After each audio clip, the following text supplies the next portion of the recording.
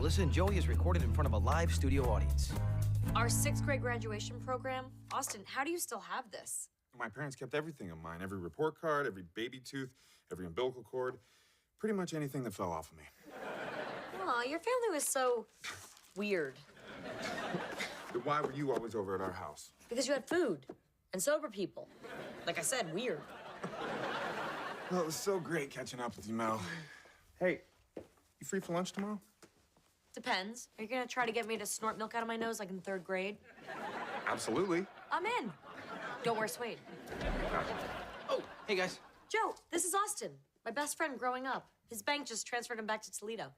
I used to live right next door to Mel. The sober family. With food. See there? The legend lives on. It was nice to meet you, Joe. Same here. I'll see you tomorrow.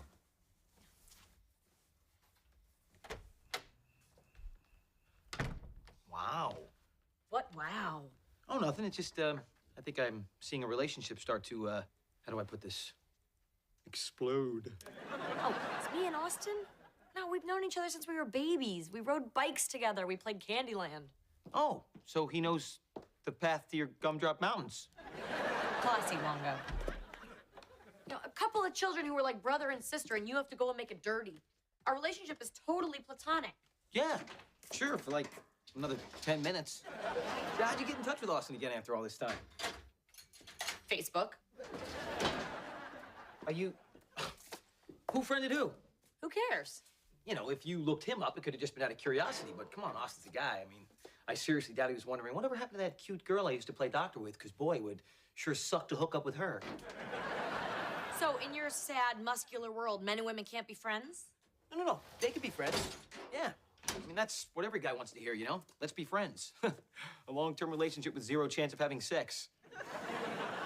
That's the dream. It's all good, it's okay, it's all right, as far as I can see, it's all good, it's okay, it's all right, I guess you're stuck with me.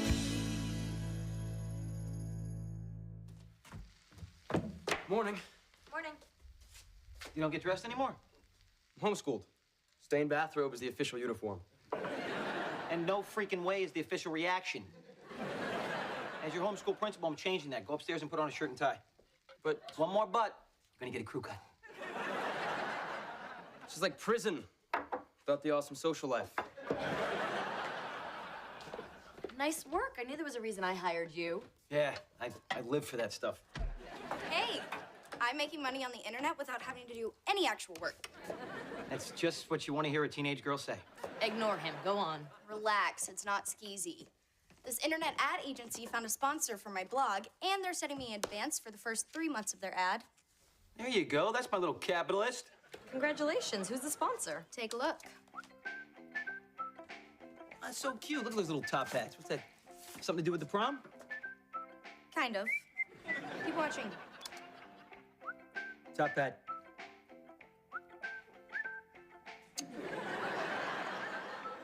Condoms?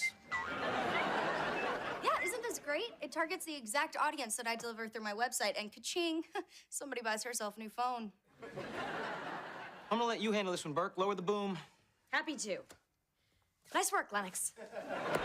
Thanks, Aunt Mel. I thought you were gonna lower the boom. Why didn't you lower the boom? What? We should be proud of her. It's a perfectly legitimate business, and it promotes responsibility. Well, it promotes doing it. For guys, saying hello promotes doing it. Besides, she's making money, Joe. Think of the money. Money. You know what? That actually is kind of helping. Oh, by the way, I won't be home tonight. Austin and I are gonna grab a bite. Oh, I thought you guys were gonna have lunch. We switch it to dinner. Really? Oh, what's the big deal? Dinner is just like lunch. Yeah, no. It's just like lunch, you know, except it's many hours later and a lot closer to bedtime. So, can you make any word sound creepy or just bedtime? Look, Austin is not into me. We're friends. Well, look, if you want to find out if a friend's into you or not, you just look into their eyes deeply. And if they don't look away, then you know that they're into you. Wow, look at the time. I gotta go to work. Wait a minute. I got another one for you. All right? You ever tell Austin any work stories? Yeah, so? All right, well, you can test him. If he knows more than 10% of the people that you work with, then he's into you. Because guys only listen to work stories when they're trying to rack up frequent booty points. Well, according to your theory, you're into me. Because I tell you work stories all the time. I don't retain anything you say. Nothing at all. Go ahead, test me. Nadine, 3rd floor. Who is she? It's not ringing the faintest of bells. Come on, I talk about Nadine all the time. How could you not know Nadine? You know, Burke, it's been 3 years now, so you should probably know. When I listen to you, mostly I hear...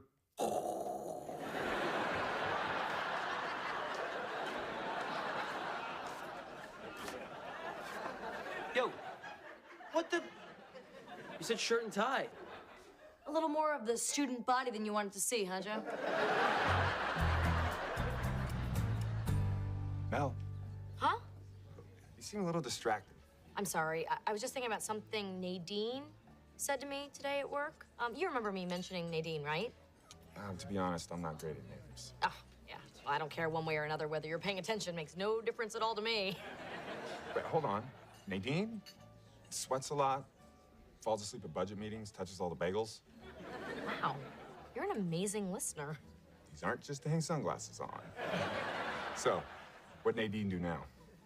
Well, she showed me something today. Something I'm actually pretty happy about. Yeah, what? Well, here goes. Rose for your lovely lady. Oh, she's not my lady. No, not even close. No, just go. Go. That couple over there needs an awkward moment. So, Nadine showed you something? Yeah, you know what? It turns out I'm not yet convinced. Hey, did you bring that photo album? I am dying to see some of those old pictures of us. Oh, yeah, I couldn't find it, but I'm still looking. And looking.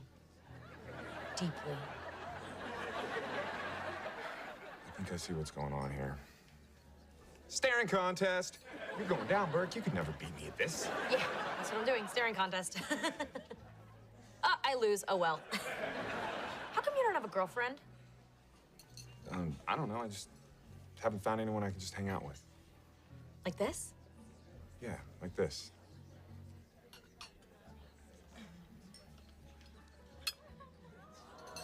Joe thinks we may be more than friends, and I think he may be right. At least I hope he may be right. Okay, that didn't go well at all. I'm just gonna close my eyes and count to 50, and when I look up, you'll be gone, and we won't speak for a few months. But then, you know, after a while, we'll go back to being friends and pretend this never happened. Mel, a rose for my lady. I can't help but think none of this would have ever happened if it weren't for that dumb, sweaty bitch Nadine.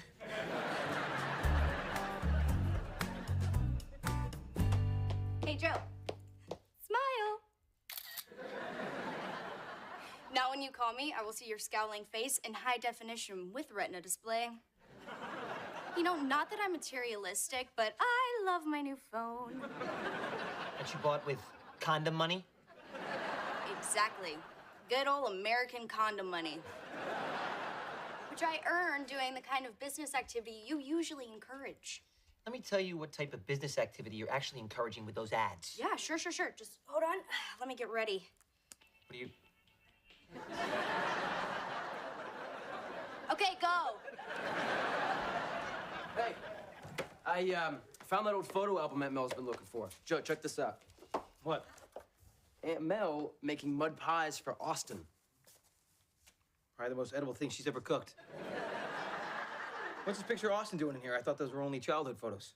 That's not Austin. That's Grandpa Russell. He must be about the same age Aunt Mel is now. Mel's dad looks just like Austin. I guess so. Right here. That's Austin as a kid, with his family. The blonde kid surrounded by the swarthy-looking people with the black curly hair and the glasses. Yeah, maybe he was adopted. Well, if you'll excuse me, I have PE out in the driveway. Playing a little game of one on none. Got a great winning streak going. Sure, okay. Yeah, maybe he was adopted. I mean, just because Austin looks exactly like Mel's dad, and they live next door to Austin's very attractive mother. Mel's dad had a weakness for ladies. There's no reason to jump to any conclusions. I mean, Mel and Austin are just friends, having dinner right now, before Bedtime. Whatever you're talking about, is it done yet? Better not be. You might have cousins with tails.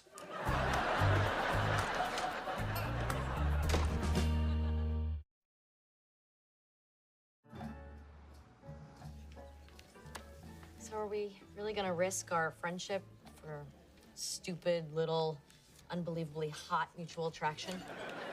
Well, we could keep trying to talk each other out of it. Back at my place, which has a beautiful view of the city and nobody else there. Oh, well, that sounds like a lovely place to get all reasonable on each other.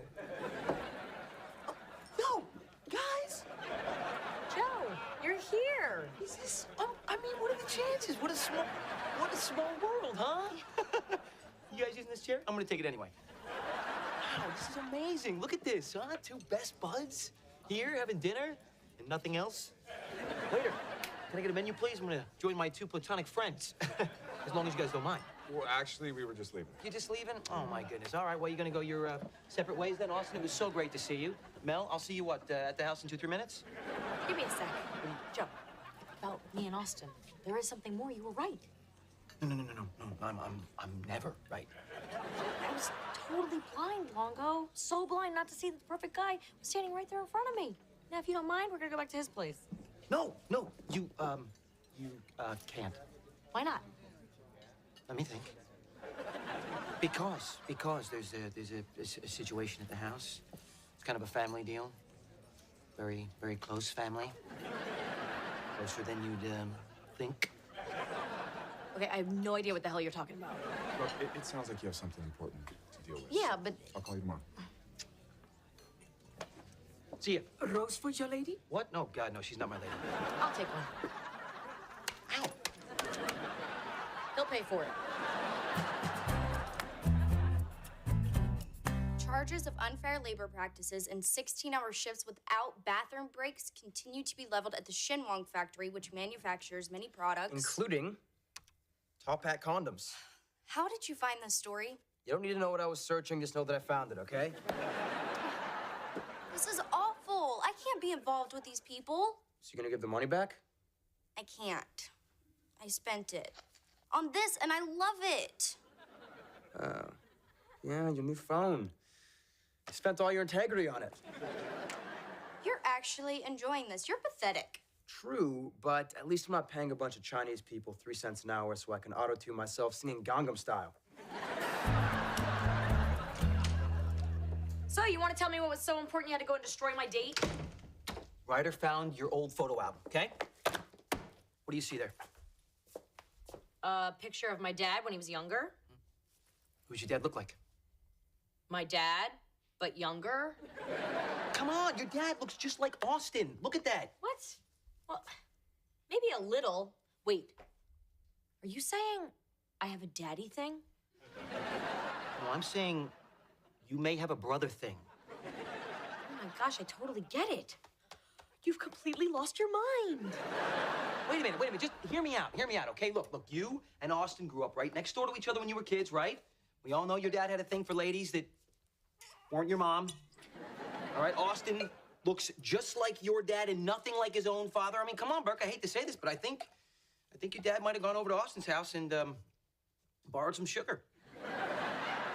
That's crazy. Austin's parents are still madly in love. All right, do me a favor. Just ask your dad if he ever had an affair with Austin's mom, okay? Oh, yeah, that'll work. My dad's always been very truthful about all the cheating he's done.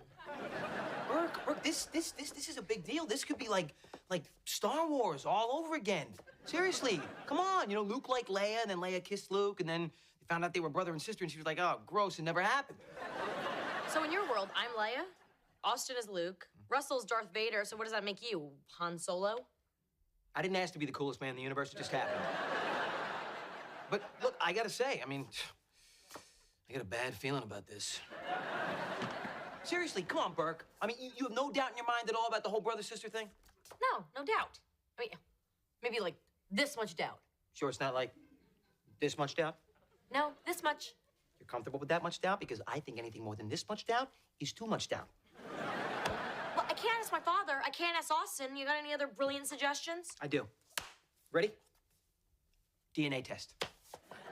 DNA test. Yeah, how do you slide that into a date? You better figure it out before anything else gets slid in. Oh, okay. I'm the bad guy. Fine.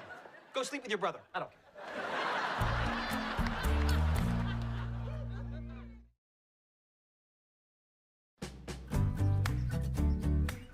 All right, the sibling DNA test can determine whether two individuals share one or both parents. How am I supposed to get a DNA sample from Austin without him finding out? I'm gonna tell you, DNA samples can be obtained through cheek swabs, Yeah, that won't raise any suspicion. tissues with mucus, Next. blood samples, Next. semen, Next. or a hair sample. Really? You couldn't just start with that one? You know, when you kept putting off our date, I was beginning to think you were having second thoughts about us. No, silly. Hey, you're getting a little shaggy back here. Do you mind if I give you a trim? Actually, I'm trying to grow it out. No. I really like it short. Look what I've got. No, seriously, I got a guy to go to. Oh, look, much better. Yeah, it was just a little cow lick thing. More wine? I'll be right back. I got it. A good thick lock. Oh, man, I'm slick. Totally distracted him with my cleavage. What the hell is this? The DNA sample. It can't be cut hair. You have to pull it out so they can test the follicle. Pulled out? Yeah, by the roots. Ow, what are you doing? I wanted to see if I could do it without you noticing. This is not gonna be easy. Come on, girls. We got work to do. Hey! Where's the wine? Huh? You were going to get us more wine? Oh, yeah. You and your adorable listening. Ow! What was that? Oh, I'm so sorry. Got caught in my ring. You're not wearing a ring. Look at how much hair you pulled out. I'll just go throw it away in the special hair wastebasket in the other room. Mel, I know something's going on. And what is it? It's Joe and his deranged lunatic theories. You know, he takes this much doubt, and he pries it up until it's this much doubt. He's a doubt prior. Joe is Mrs. Doubt Prior. Okay, so what is this crazy theory of his? That my dad, get this, could be your dad, which would make us brother and sister. It's laughable, right? How come you're not laughing? You should be laughing. Laugh, damn it. Mel, when I was really little, I walked in on my mom and your dad. Whoa, you saw them? And you still invited me back to your place? Have you never seen Star Wars? No, they weren't doing anything. I walked in on them in the kitchen. It was just a look like I'd interrupted something. After that, I never thought much about it. Until now. Do you really think that's possible? No, it's not even remotely possible. Oh my God, you have my eyes. I think we need to do a DNA test. Way ahead of you.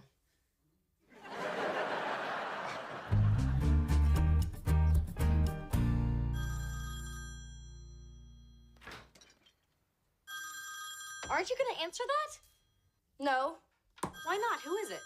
The souls of thousands of underpaid, overworked Chinese laborers. How'd they get your number? The company that makes the condoms, that bought the ads, that paid for my phone is very, very bad, but the phone itself is very, very good. So your plan is to keep the phone but never ever answer it? Something like that. I don't have it all worked out. You know, it seems to me that the right thing for you to do is to give up the phone. But where am I ever gonna get another one this cool? You know what? You can have mine. It's only a year older and it has most of the same features, but without the guilt. But then what are you gonna do for a phone? No, I'll figure something out. Awesome. Thanks, Aunt Mel. Upgrade. Bill, DNA test results. Give me that. Bill. Aren't you gonna open that? Oh, I promised Austin we'd open it together. Well, you know what? Let me hold on to it then. That way you won't be tempted. Good idea. All right. Hey! What? You're the one that promised Austin. I didn't promise Jack. Wow. Okay. There it is. Oh, my. Now we know. I mean, now I know. Wow. I got clothes in the dryer. Well, no! Come on, you gotta tell me. I mean, this isn't just another guy I met. This could be something. You and Austin are not brother and sister. There's no match. I can't wait to show Austin and pretend like I didn't see it. Oh, Here's my surprise face. Wait a minute. What if he notices that you already opened up the envelope? Oh, well, then I do this one. Now there's nothing keeping us apart. Isn't this great? Yep. It's awesome.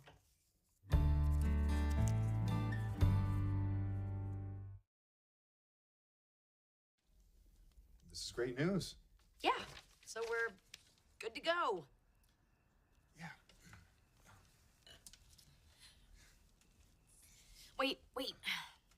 Is this too weird? I mean, up until kindergarten, we took baths together. You know, you were like the brother I never had. Are we really gonna kiss? You know, with the tongue? That was the plan. What if it's, you know... Weird, gross. Way to sell it.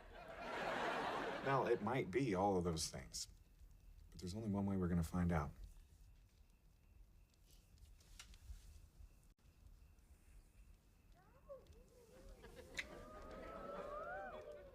Well, Again?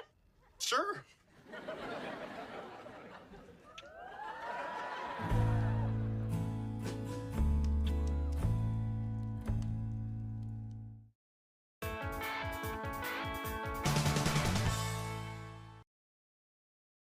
Previously on Melissa and Joey. Joe, this is Austin, my best friend growing up. Yeah, I lived right next door to Mel. I'm seeing a relationship start to, how do I put this? Explode. So how'd you get in touch with Austin again after all this time? Facebook. Joe thinks we may be more than friends, and I think he may be right. At least I hope he may be right. Wait. Is this too weird? I mean, up until kindergarten, we took baths together. You know, you were like the brother I never had. Are we really gonna kiss? Sure. Melissa and Joey is recorded in front of a live studio audience. Oh, no. No, it's happening again. An hour ago, my friends Instagrammed from the bowling alley. Now they're Instagramming from Waffle Palace. You know what this means? Your friends are tired and sticky? No. It means I don't exist. You get suspended from school and everyone forgets you're alive. Oh, they forgot you in 9th grade. But I can help. See, there's a whole chapter in my psychology book on lonely nerds. There is not. All right, well, nerds is in quotes. All right, let's see. Outcast status can lead to learning difficulties, depression, and lack of personal hygiene. Dude, your head smells like Dog the Bounty Hunter. When was the last time you actually washed your hair? Okay, all right. If you're saying it's been too long, all right? Ooh, the game's almost on. I gotta go. I got money on this game. Well, it's only $2, but my Aunt Carlotta's going down. And look at that, the game is already on. And Austin is rounding second. This is not a spectator sport, Longo. Hey, Joe, we in your way? No, not at all. That's cool. I'll be a great guy and just watch this once-in-a-lifetime matchup on the Yugoslavian 12-inch TV with rabbit ears. Well, a really great guy would be gone already. That's where I was headed. I'm going, all right? Look, have fun, okay? And just remember that on the other side of this door, there are 2 as-yet untraumatized teenagers. But, enjoy. Well, that sure rained out the game. No, rain makes things grow. I just think that perhaps we could find a more adult setting with a scooch more privacy. How about something like this? The Brighton Resort? Fancy.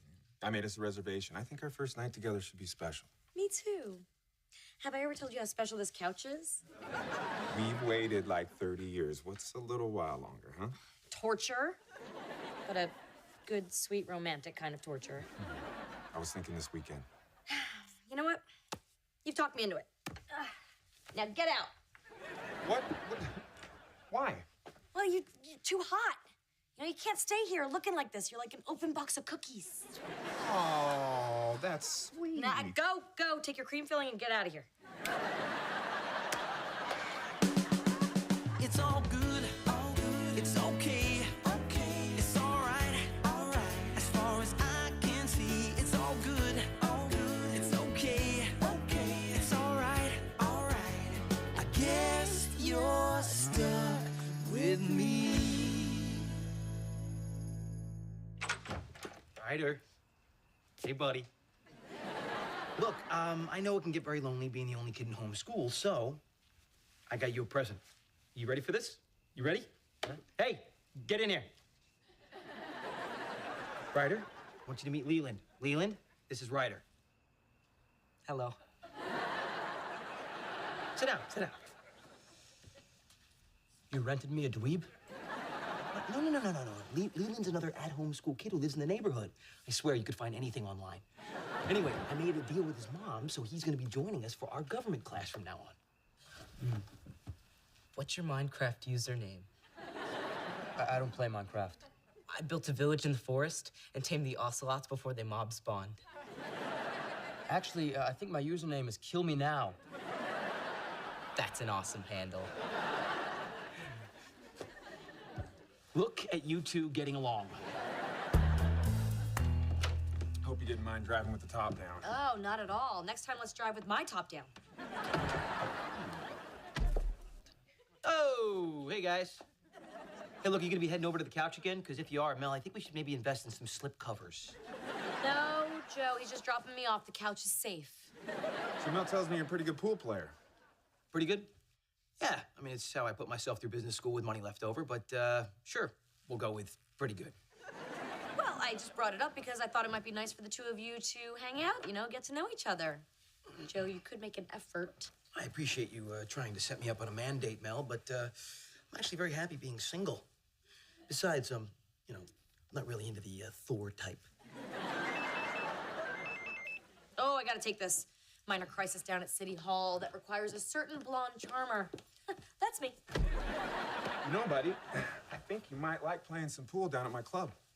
Oh, you have a club? The Toledo Athletic Club. I'm a member. Yeah, I used to be a member.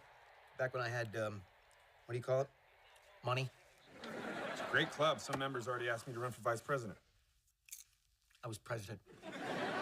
When you have money. Exactly, yeah. And back when they wouldn't let just anybody join. So we're playing, aren't we? Oh, yeah. Well, mostly me playing. You'll be watching. You an 8-ball man or a 9-ball man? Honestly, it's really more how you prefer to lose. Okay, one crisis put to bed. Now, what is it gonna take to convince you boys to play a nice, friendly game of pool together? Friday, 4 o'clock. Let's make it 5. Ryder's got a teeth cleaning. Done. It's my unstoppable blonde charm. Works every time. Okay, let go now. Let go. Okay, Leland, let's really try and concentrate on this one. Joe says it's going to be on the test.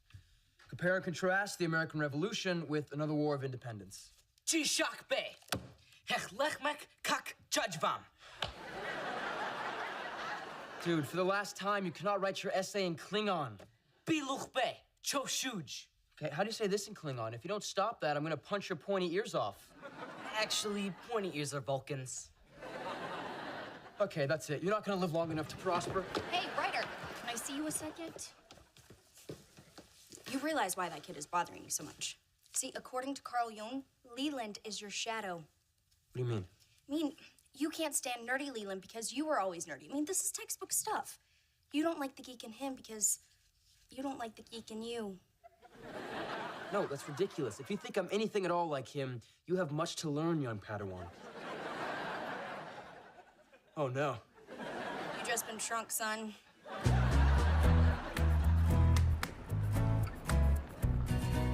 One game for me, now one for you.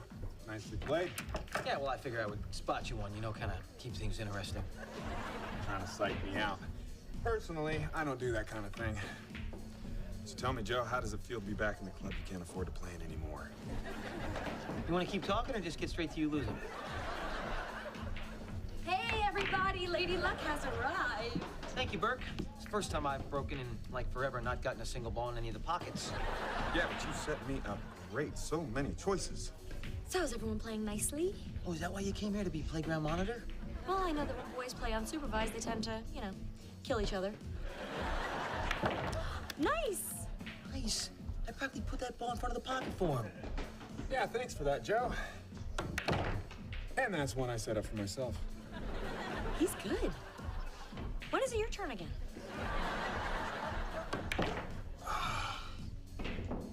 Winning is exhausting. I think I need myself a little kiss break. Now blow on the cue for luck. And that's just a preview of what's to come at the hotel tonight. Puke in the corner pocket. What? The hotel has a pool table.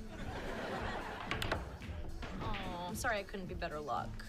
It's okay. I think I can find some way to console myself. You got...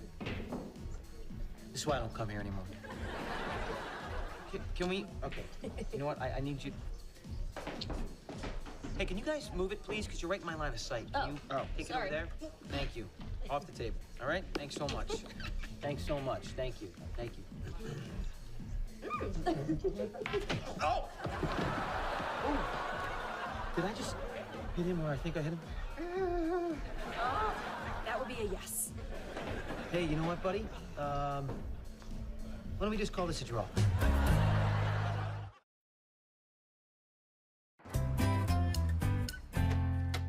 Hey. All right, so what did the doctor say?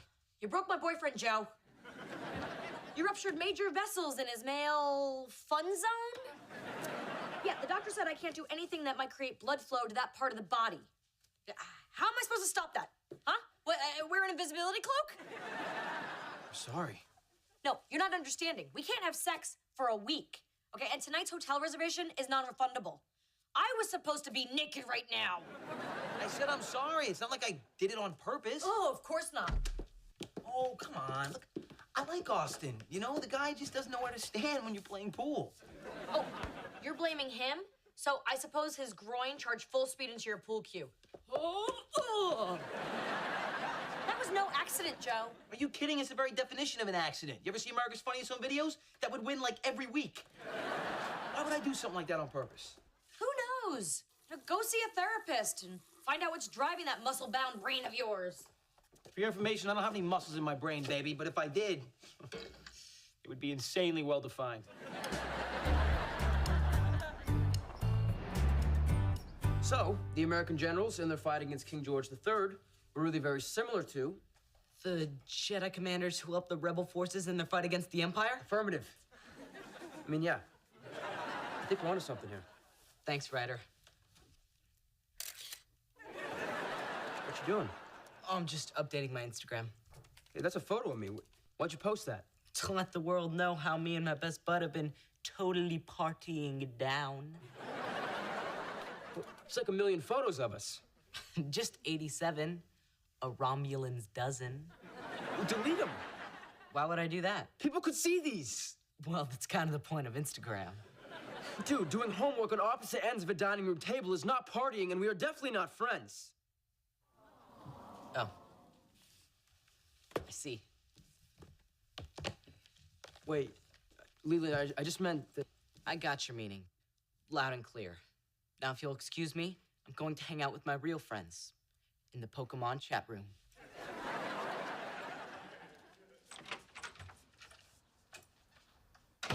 He's gone. Yes!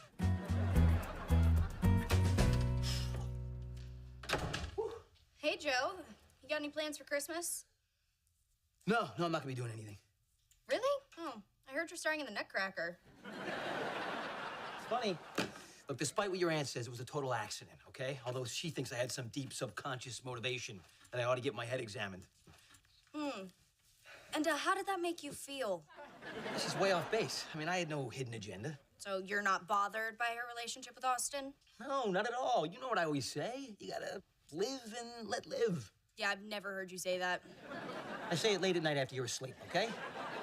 Look, it's just that I've seen these Facebook childhood hookups before, okay? And they never end well. I just wish your aunt would look ahead of her to find a guy instead of behind her. From what I heard, you're the one who should have been looking behind. It was an accident. Tell you what, Joe. As an experiment, let's pretend that hitting Austin wasn't an accident. Why do you think you hit him? I was distracted. I mean, you know, she walks into the pool hall and immediately starts playing kissy face with Austin. I had a shot perfectly lined up. I was about ready to take it, you know, and then I hear, you know, oh, you're so fine. So your whole attitude changed when Mel showed up. Her butt was on the table. So you got distracted by the presence of her butt. What are they teaching you in that school, huh? So side of buttocks since I did strong. Hey, no, don't write anything down. Joe, I'm merely suggesting that whatever your feelings for Aunt Mel are, they may be stronger than you're willing to admit. You know what I think?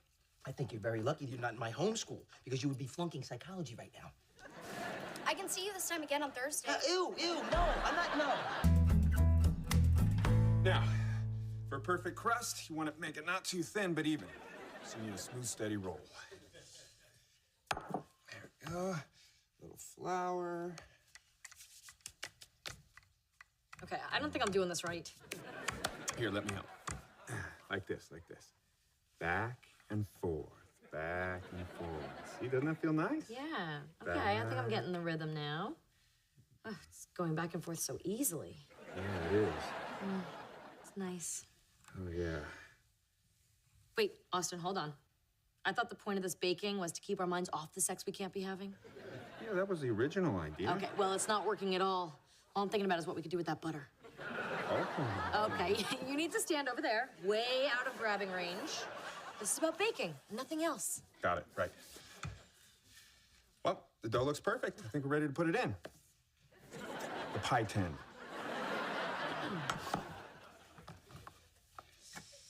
Just pinch the edges, Okay. like so. Beautiful. I was thinking the same thing. Okay, don't give me that. I'm gonna kiss you look.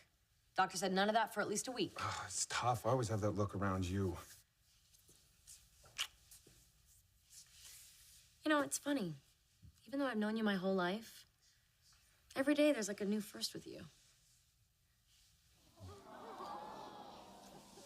Oh, what about doctor's orders? I'll let him fill his own pie.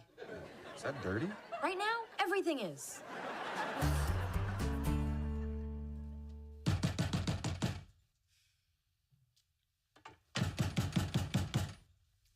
Don't get up. Are you Ryder Scanlon? Yes? I'm Kira Guggenheim-Schaap, Nice to meet you. Leland's sister. My brother told me what you said to him. Look, I don't know what you You heard, told him but... you'd never be friends with someone like him. Must have made you feel real big, huh? Not everybody can be as popular as you, Ryder Scanlon. I'm popular? Oh, sure. Announce it to the world. Yeah, sorry, what I mean is... Think how the other guy feels for once. From now on, I expect you to treat my little brother with some respect. Wait, hold on. Look, maybe I was a little harsh on your brother, but I've been under a lot of strain recently. Maybe I'm forgetting how to interact with people. I don't know. I've been homeschooled for an entire month. That's your excuse? I've been homeschooled my whole life, and what are you eating? A processed baked good? My mom hasn't let me have refined sugar since my little brother's 8th birthday. Not to mention the wound he gave the clown was totally superficial. Yeah, well, my mom lets me eat processed baked goods because she's in prison. I'm sorry, I didn't know that. Well, now you do. Still no excuse. You should act nicer. You can't tell me how to act. Fine, keep being a jerk. I will. Jerk. You like bowling? Love bowling. Want to go sometime? That sounds delightful. Okay, I'll get your number from Leland. Can't wait. Wow. The rarely seen mating ritual of nerds.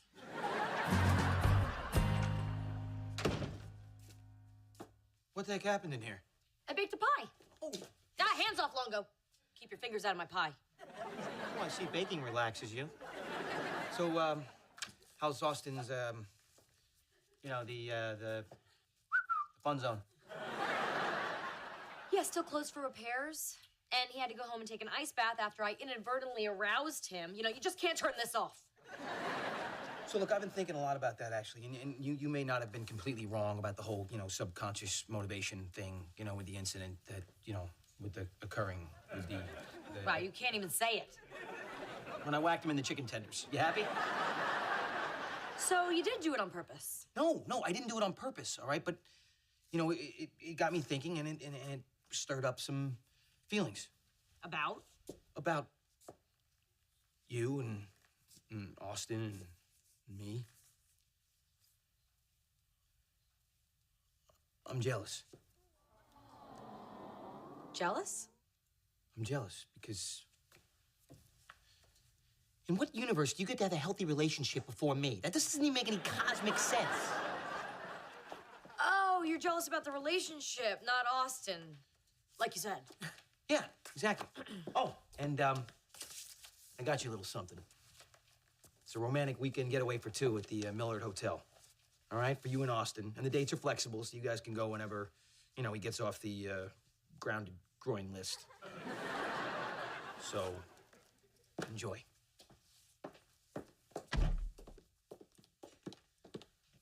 Joe, I'm stunned. This is so mature and generous. So unlike you. Well, you know, people grow and change, and as a matter of fact, I followed your lead on this one, and I ended up Facebooking this girl that I went to junior high with. Very cute girl, actually. And one thing led to another, and tonight, I have a date. She flew in from Jersey? No, the junior high girl was a friggin' mess. But after I got done Skyping with her, I ended up hooking up with this barista at the coffee shop where I was. She's a aspiring lingerie model. Her name is Chardonnay. You want to see her? She's only working there part-time until she breaks out. It looks like she's breaking out of that top right now. Yeah, it does, doesn't it? Anyway, when she's done with work, we're gonna go out and take in a midnight showing of, well, her. So I gotta thank you, Burke, because I never would have put myself out there if it wasn't for you. So, have a good night. I will see you tomorrow. I don't need sex, I've got pie, and pie beats sex. Never.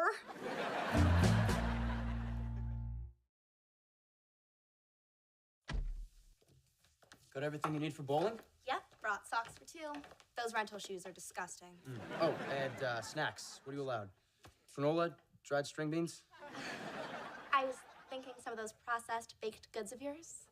That could be arranged. So, Kira, have you always been attracted to nerds? I don't know what you mean. I'm just wondering if your attraction to geeky boys is a preference or is it due to some genetic predisposition? Bruno Bettelheim would say that your interest in your brother's romantic life seems outside the boundaries of a healthy sibling relationship.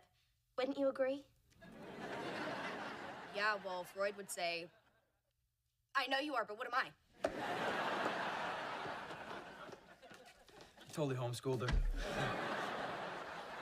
All right, let's go bowling.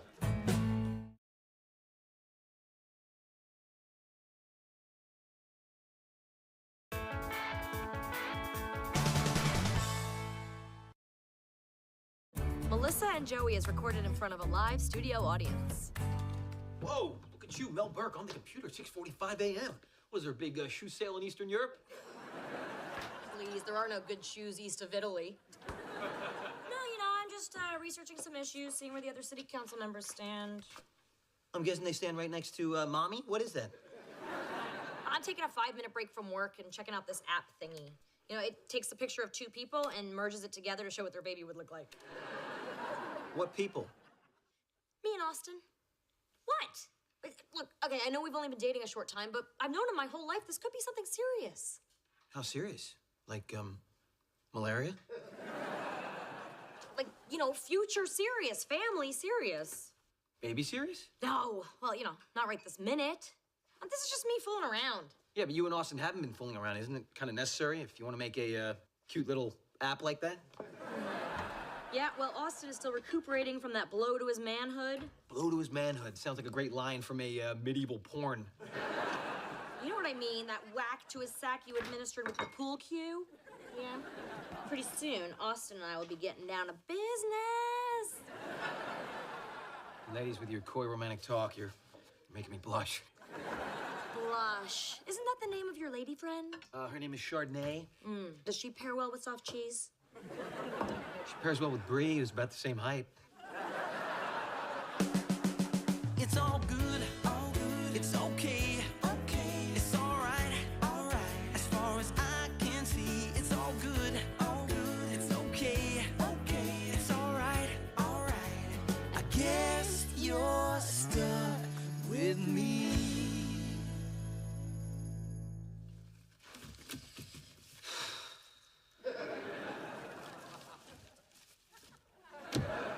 Ah, hell, let Joe deal with it.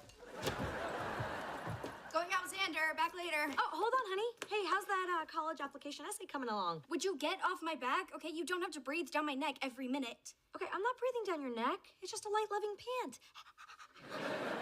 You know, the applications are due next week, sweetie. It's like my entire future is coming down to this one piece of paper. You know, I've come up with a million topics, but I hate every single one of them. How about overcoming adversity? You know, admissions officers eat that crap up like hungry hippos. Oh, great.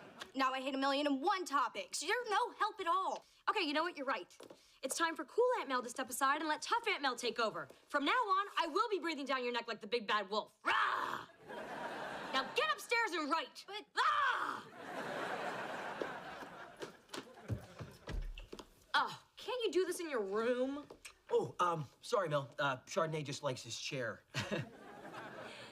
I do. Catch me if you can. I'll run slow. Wow, she can talk. I thought the only words she knew were oh, God, and Joe. Well, those are her favorite words. Must be fun having a relationship that's all sex and no conversation. We talk. Yeah? What's her last name? It's not important, all right? Look, we just haven't gotten to that stage yet. Oh, so you're working from the inside out.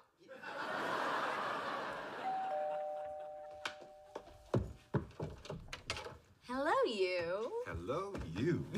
Hello, you. Oh, careful, Joe. I'm not wearing a cup. Austin, if I said it once, I've said it 1,000 times. I'm sorry, all right? Now, if you'll excuse me, I got a hot Chardonnay waiting for me up in my room, and I'm about to get hammered.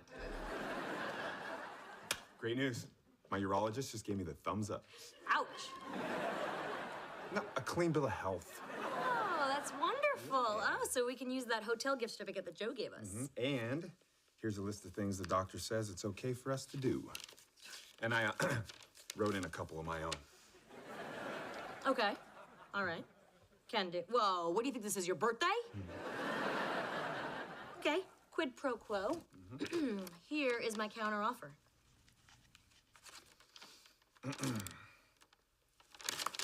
Absolutely. It would be my pleasure. Well, technically it would be mine, but I like your can-do attitude. Joe. You're so cute. I could eat you up. Yeah, don't fill up on bread now. Let's save room for the main course, okay? You know, actually, maybe we could just slow things down a little bit, all right? You know, savor the moment. Maybe throw in a little conversation. Okay. Those are wonderful thoughts. No, but I just really want to get to know more about you, all right? So, tell me something personal. Okay. These are real. See, now we're getting to know each other.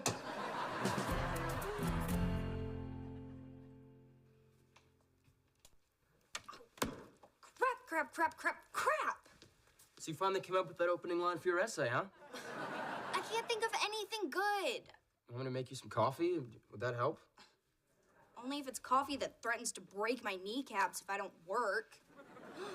That's it! You can break my kneecaps. Whoa.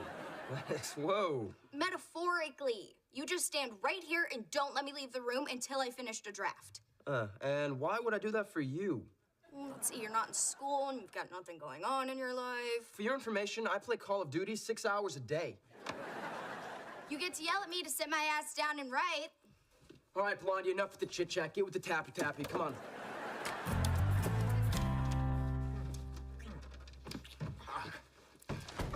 I think we left our luggage in the hallway. Ah, well, I packed everything I need in this bra. I can't believe we're finally doing this. I know. After all this waiting, fun anticipation. Yeah, it's like Christmas. Hot, sexy Christmas. And I am ready to unwrap my gift. Me too, because I've been a good girl this year. So, what are we using? Well, I thought we'd start with the traditional God-given equipment. No, you know what I mean. Birth control. We don't have to use anything. Yes, we do. I know we don't. Yes, we do. No, we don't. I had a vasectomy. Oh. Did you now? Well, hot, sexy Christmas is just full of surprises, isn't it?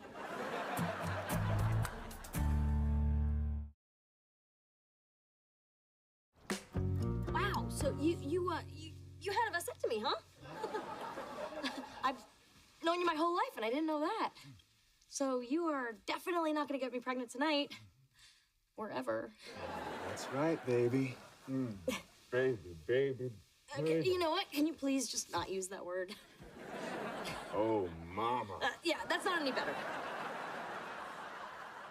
What's wrong? I think I had some bad shrimp at dinner. Yeah. Hey. Oh. And good morning to you. What the hell is that? Oh, that's a bribe from the Buckwalds. Yeah, they're still trying to woo me over there to be their full-time nanny. We long for you, Joe Longo. Isn't that funny? From the Buckwald family, Zeb, Sienna, Liam, Alexa, Tessa, and Tucker. Oh, look at us. We're one huge happy family. Yeah. Show-offs. Take your muffin basket and shove it, Buckwalds. Oh, I see that night at the spa did wonders for your mood. Austin had a vasectomy. They do that there? I mean, I know they do the whole seaweed wrap thing. I just didn't realize it was so tight. Not last night. When he was 25, he decided he never wanted to have kids. Wow. I'm sorry, Burke. Geez, that sucks. Man, the biggest decision I made at 25 was to grow a goatee. It was awesome, by the way. You know what, Joe? You just made a very good point. You don't have that goatee now. You are a different person in your 30s than you were in your 20s. You've changed. You know, maybe Austin could change too. No, Mel. What Austin shaved off, no man can grow that back. Or can he? No, Mel, he really can't. It's... Let me out. Where's the essay? Just move. Nope. My job is to keep you here writing. That's what my boss says.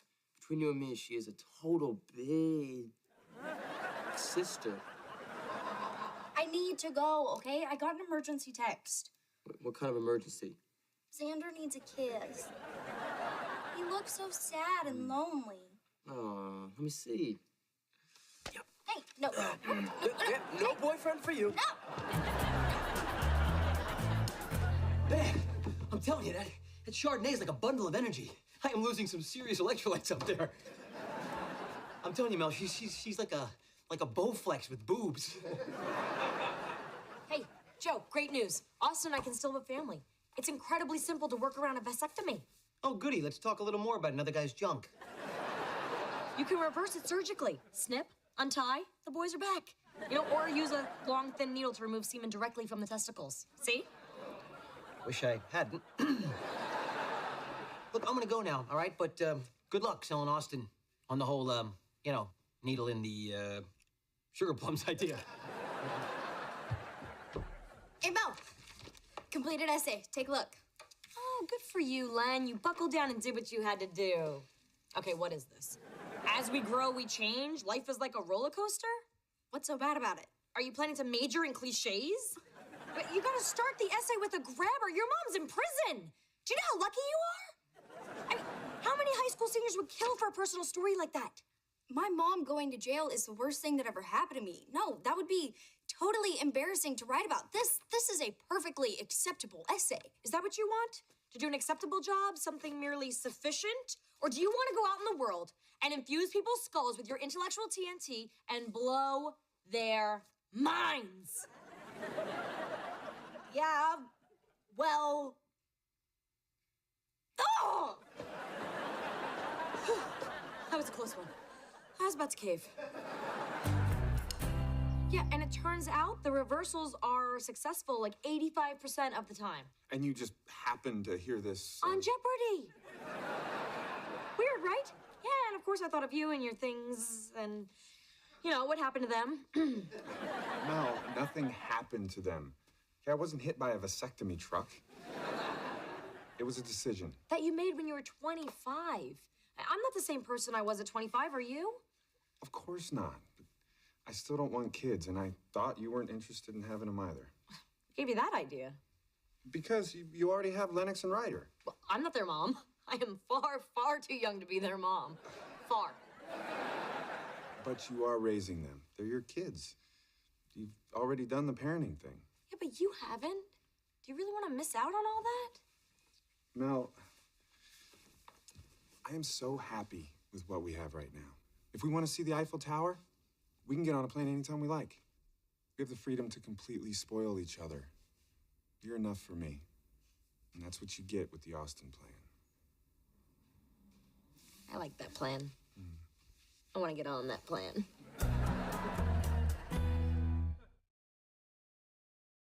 Come on, at least take off your shirt. Nah. I've really taken it off so many times. I don't want to. No, I don't want to. Whoa. Hey, whoa. No. Can't have any more of this smooth Joey goodness until you answer some of my questions. Like what?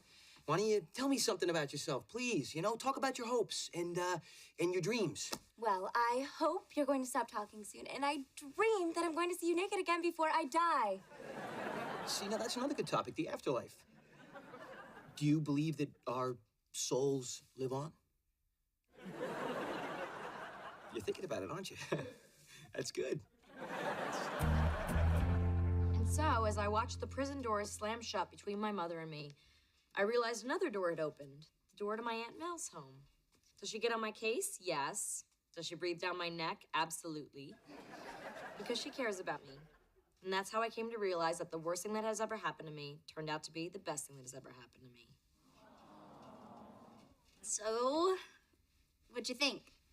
Well, I'm not sure you want to use the passive voice in the first paragraph, but overall I'd say, you know, pretty good. Yeah, decent. Oh, it's the best essay ever! Thanks, Aunt Mel. You know, you cracking the whip really forced me to go deep and dig into my soul. And Ryder made me pee in a soup can. Can I hold on to this? I just want to, proofread it again. Gotcha.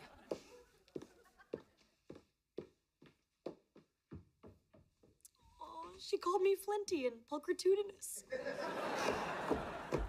Hey, wait a minute. I just wanted to know what your major was in college. What is this, the Spanish preposition? Okay, so I'm guessing it wasn't history. Probably not English either. What is it with you guys in your 30s? Let's define the relationship. Where's this going? You know where this is going? Right out the door. Wait, Chardonnay. Don't be sad. She'll be back. I'm not sad. In fact, I am very, very happy. Somebody needs to tell your face. I just realized I am a mom. You know, it's okay that Austin doesn't want kids, because when you think about it, I've already got Lennox and Ryder. Yeah? You'd be okay with never having kids of your own? You know, maybe what's a deal breaker in your 20s isn't a deal breaker in your 30s. Maybe that's growing up. Burke, I'm gonna tell you something, and I mean every word of it. You gotta get what you want out of life. And you should never compromise. Not on the big things. I'm not compromising. You know, I'm an awesome aunt/mom who happens to be very flinty and pulchritudinous. You know, if I'd partied less in college, I might remember what those words mean. Hey, you, get your essay writing butt upstairs. I finished my essay. You're fired. But I love my job. Yelling at you is so fulfilling. Well, you know what? I'm sure at the end of the semester, I will have a huge paper due, and you will be the first person I call to harass me. Looking forward to it. Hey, you know, it was great working with you. Yeah. Yeah, I'm all packed and ready to go. I'll see you soon. Home kissing at your age? You sound ridiculous. Yeah, well, people in love get to be ridiculous. That's one of the perks. Austin found the cutest bed and breakfast. Oh, I feel like I'm in an old-fashioned romance movie. That's why I'm wearing my Doris Day dress. What's Doris Day? Oh, is that a fake holiday like Arbor Day? Hello, ladies. Hey. Man, that baby is fat. You know, honestly, I just don't see the appeal of those things. Good. Don't think about having one for at least 10 years. Buckwald's sitter quit on him again, so I told him that I'd watch baby Tucker here for a couple hours. He's... Yeah, and I don't know why he keeps doing that thing. Now he's red and bubbling at the mouth. Oh, make him stop. It's torture. Here we go, pal. Here, you don't know how to do anything. Give me. I do know how to do it. Give me him. All right, fine. You know what? Be my guest. Go ahead. Hey, it's okay. Did the mean old muscly man scare you? Look at you. You're a big boy, aren't you? Oh, you're such a big boy. Oh, you're such a big boy. Burke, you're a natural. Yeah, you found the off switch. He's still fat. You need to get that baby on a Stairmaster.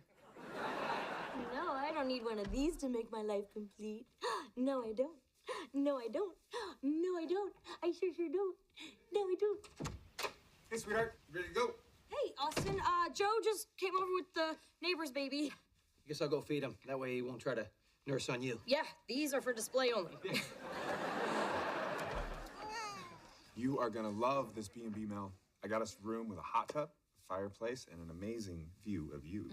That sounds beautiful and wonderful and fantastic, and I'm not gonna do it. No, I swear they completely disinfect the hot tub between guests. Oh, no, it's not about the hot tub.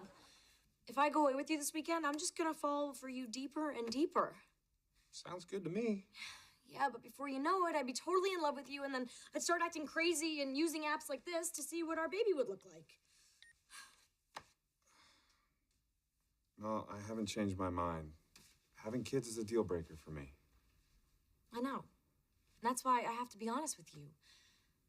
And honest to myself, you know? At some point in my life, I'm gonna want my own little deal breaker. I'm sorry, Austin. So am I.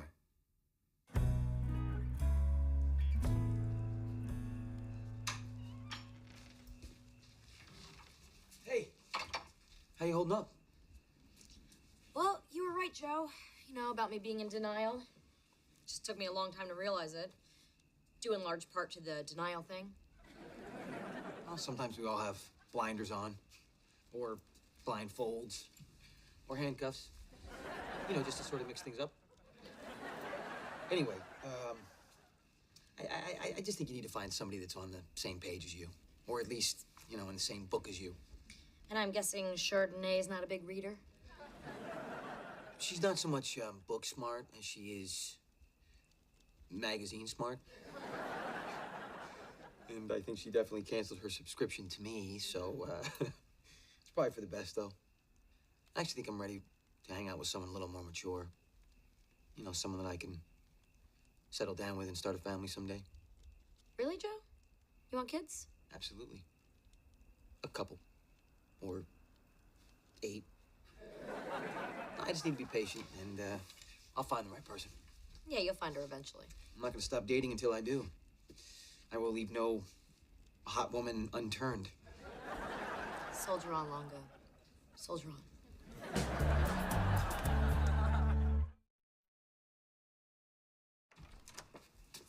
Hey. Hey, nice move. What? Bringing in that baby. That wasn't a move. I was babysitting. Right. Yeah, the Buckwalds needed you to babysit at the exact moment Aunt Mel needed help to realize what she wanted in life. It's funny how that worked out. You really care about her, don't you, Joe? Yeah, of course I care about her. Like I care about all you guys. It's my job. Yeah, but you're only paid to look after Ryder and me. Caring about Aunt Mel, that sounds like something you do because you want to. There's really so much you don't know about people. There's really so much you don't know about you.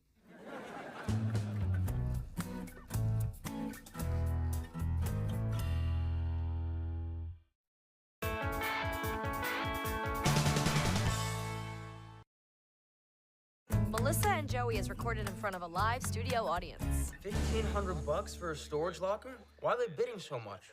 Well, because he's just trying to screw the other guy over. See, it's not really about the storage, it's about the war. All boys out, because I got a friend coming over. What are your television manners? I'm out. Leave my beer? Yeah, I'm just clearing. So, let me guess, 10 o'clock at night, cookie dough? One of your gal pals just got dumped and you're the friend that's on call? Yeah, you got a problem with that? Women are supportive of their friends no matter the hour. Oh my God, you're being defensive. It's Anita, isn't it? So what if it is? She's one of my oldest friends. Yeah, sure, one of your oldest friends that ruined your 20th birthday party when she was making out with your boyfriend. Oh, and ruined your 25th birthday party when she put ecstasy in your punch. And ruined your 30th birthday party when she invited that stripper over who was dressed up as a cop and then he robbed everybody. Oh, you do listen to my stories. Well, yeah, sure, the Anita ones stick because of all the crazy glue. Mel, this girl is no good for you. You've outgrown her. She needs me, and she gives me these puppy dog eyes, and I can't say no. Don't do it. Don't open that door, Mel, and become that blonde that gets killed in the first 3 minutes of a horror movie. I am capable of boundaries. You know, it'll be 1 hour, some cookie dough, a cleansing cry, and it's goodnight, Anita. Yeah, okay, that could work. If you drive a stake through her heart. Melly! Anita! Aww. Oh, look at me. I am a raw open wound, and you're the beautiful nurse I need. Well, that I am. Okay, well, let's get you hooked up to a cookie dough IV and talk about what a jerk that Henry is for only an hour. Because that's all the time he deserves. Actually, the medicine I need to get over Henry is a few martinis and a cute bartender. I know about a party downtown. We gotta go. No. This girl's not going anywhere tonight. But you're the only one I can count on. There is no one else. Nurse? I'm really sorry, Anita, but I have a really big meeting with the mayor first thing in the morning. Oh, but Mel. Don't give me the puppy dog eyes, okay? I'm not putting on my little black dress and my platform heels and going out tonight. Not gonna happen. Ugh. I need aspirin. Horse aspirin. There's a guy in my head with a hammer, and one of us must die. You're just getting home? What happened to 1 hour and bye-bye Anita? Oh, you have no idea the power of the puppy dog eyes.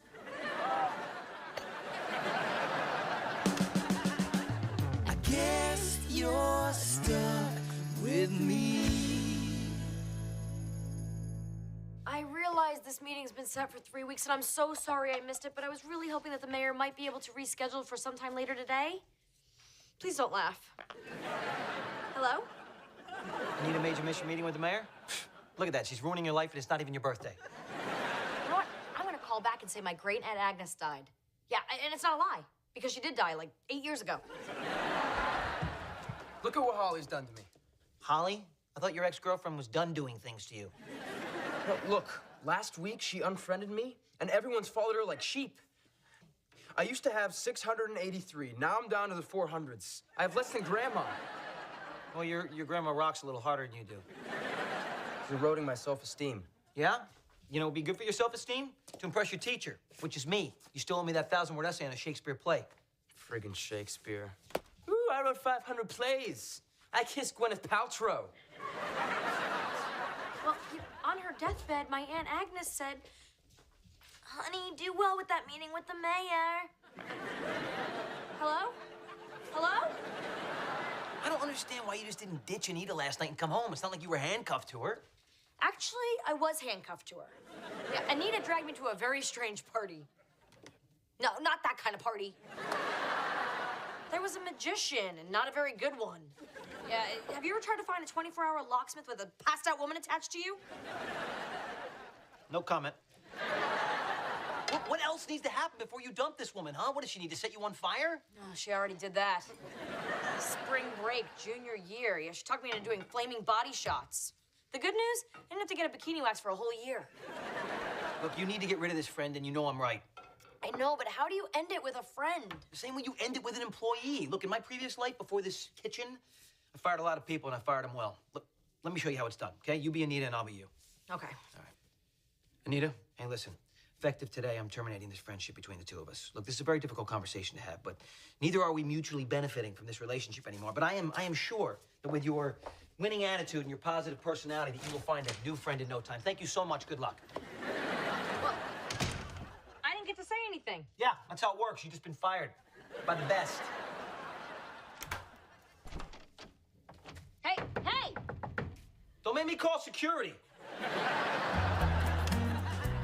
Oh, man, I need to see what time I'm supposed to pick up my little sister. My phone's dead. Can I borrow yours? Oh, yeah, sure. My passcode is 2742. Oh my God. I just gave you my passcode. Wow, it's true, you did. I never did that before with a boy. I'm your first. You are. Mine's 8432. Oh, I'll never forget it. Wait, what was it again? 8432. Right. Yeah. Speaking of numbers, I was wondering, did you ever get your SAT scores? Nope. No, I don't know what happened. It's weird, I sent it to the wrong email, I guess. Maybe SAT stands for sorry about that. Hey, guys. Oh, you two are so cute. You know, when I used to tell my mom that I was at my boyfriend's studying, we were actually studying, just studying. Carry on. Are you curious, though? I mean, you know, it's kind of important. No, you know, the colleges see the SAT scores, so I don't need to see mine. It's not like it's gonna change my life. Oh, you were so evolved. He is so lying. Why is he lying? I showed him mine, and he won't show me his. And just to be clear, we're still talking about SAT scores here? What's he hiding? I mean, we just swapped phone passcodes, and now he's keeping secrets? Men are sensitive about the size of their scores. Oh, so you think he didn't do so hot? Lennox, you did extremely well. I'm sure he's embarrassed and afraid you won't want to date him when you find out his scores are, well, technically, Well, I'm not gonna judge him for his score. I mean, if I did better, I did better. Honey, you have to be careful with guys and their egos. You know, men are fragile creatures. Tread lightly. You should tell him that you don't think SAT scores are important. So just say something that makes him feel good? Yeah, everyone likes to have their ego stroked, especially if they're a little insecure. Thanks, Aunt Mel. You know, you always know just what to say to make me feel better. And you're so wise and so pretty. Thanks, honey. Wait a minute.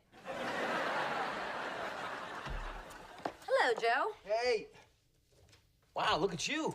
You look great. Like you just lost 120 pounds of unwanted friend. I did exactly what you told me to with Anita. I put my arm around her shoulder and I gave her the heave-ho speech and I heaved that hoe. Yeah, we had a goodbye hug and there hasn't been a call or text since. Anyway, Anita is now in my rearview mirror and fading fast. Come on, admit it. Felt good, didn't it? Yeah, it kind of did. Yeah, that's the assassin's rush. God, I missed that.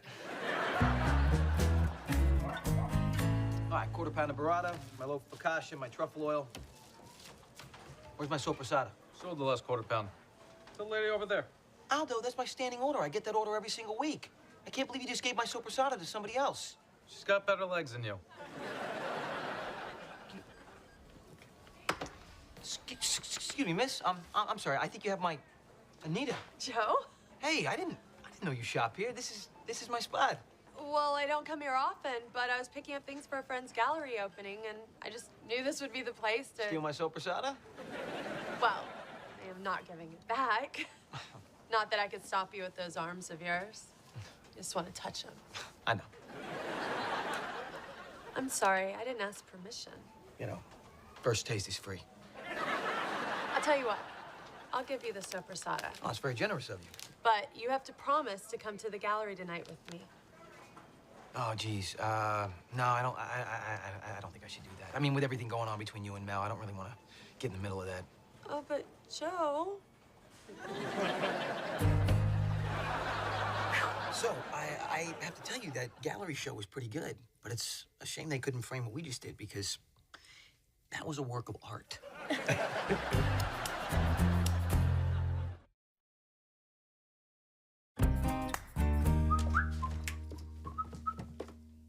Mel, hey, it's almost 9 o'clock. Why are you still here? Well, I couldn't decide if I wanted to wear my hair up or down or half up, half down. It's on your head. It looks great. That's the most important thing. Now, let's get you off to work. But I haven't had my coffee yet. You know what? Grab it on the way. Grab it on the way. Go to one of those little mom and pop places. It'll help the economy. Come on. No, I don't think so. All right, so go to a big chain. You know what? It all just trickles down anyway. The most important thing is nothing delays you from leaving this house. Okay, what the hell are you so jumpy about? Oh, you had a sleepover party. Hello, Mel. With Anita? Oh, Mel, I'm so sorry. Joe said you were going to be gone, and I didn't want there to be any awkwardness. Luckily, we dodged that bullet. I didn't plan this, but now that we're all here, you know what might lighten the mood? If I mix us up a batch of mimosas. Could always toss in a little ecstasy. Just joking. It's not your birthday. That was funny. Okay, no alcohol for me, thanks. I like to keep my wits about me and my job and my blouse. Is that mine? What? No. No. Think I snuck into your room and pulled it out of your closet? Silly. That really is silly, Mel. That's so silly. All right. Well. Hey, call me later. Okay. All right. How could you have her over here when I worked so hard to get rid of her? You know, she is crazy and manipulative and selfish, and that was definitely my blouse. I gotta tell you, Burke, a little crazy is kind of fun sometimes. And she is not selfish, believe me. Okay. So all that matters to you is the longo bongo? Oh, no, look, she gave me her sopressata right out of the bottom of her basket.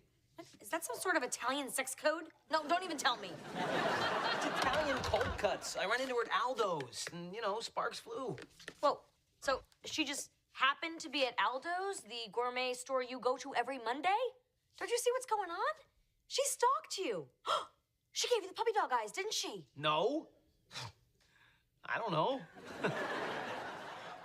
She might have. This is her plan. Anita is sleeping with you so she could be friends with me again. See, you are simply the road back to me. Hey, I am not the road back, okay? I am the destination. I am the pot of gold. Road back. Pot of gold. Road back. Pot of gold. Okay, you know what? I refuse to continue this juvenile exchange. Road back.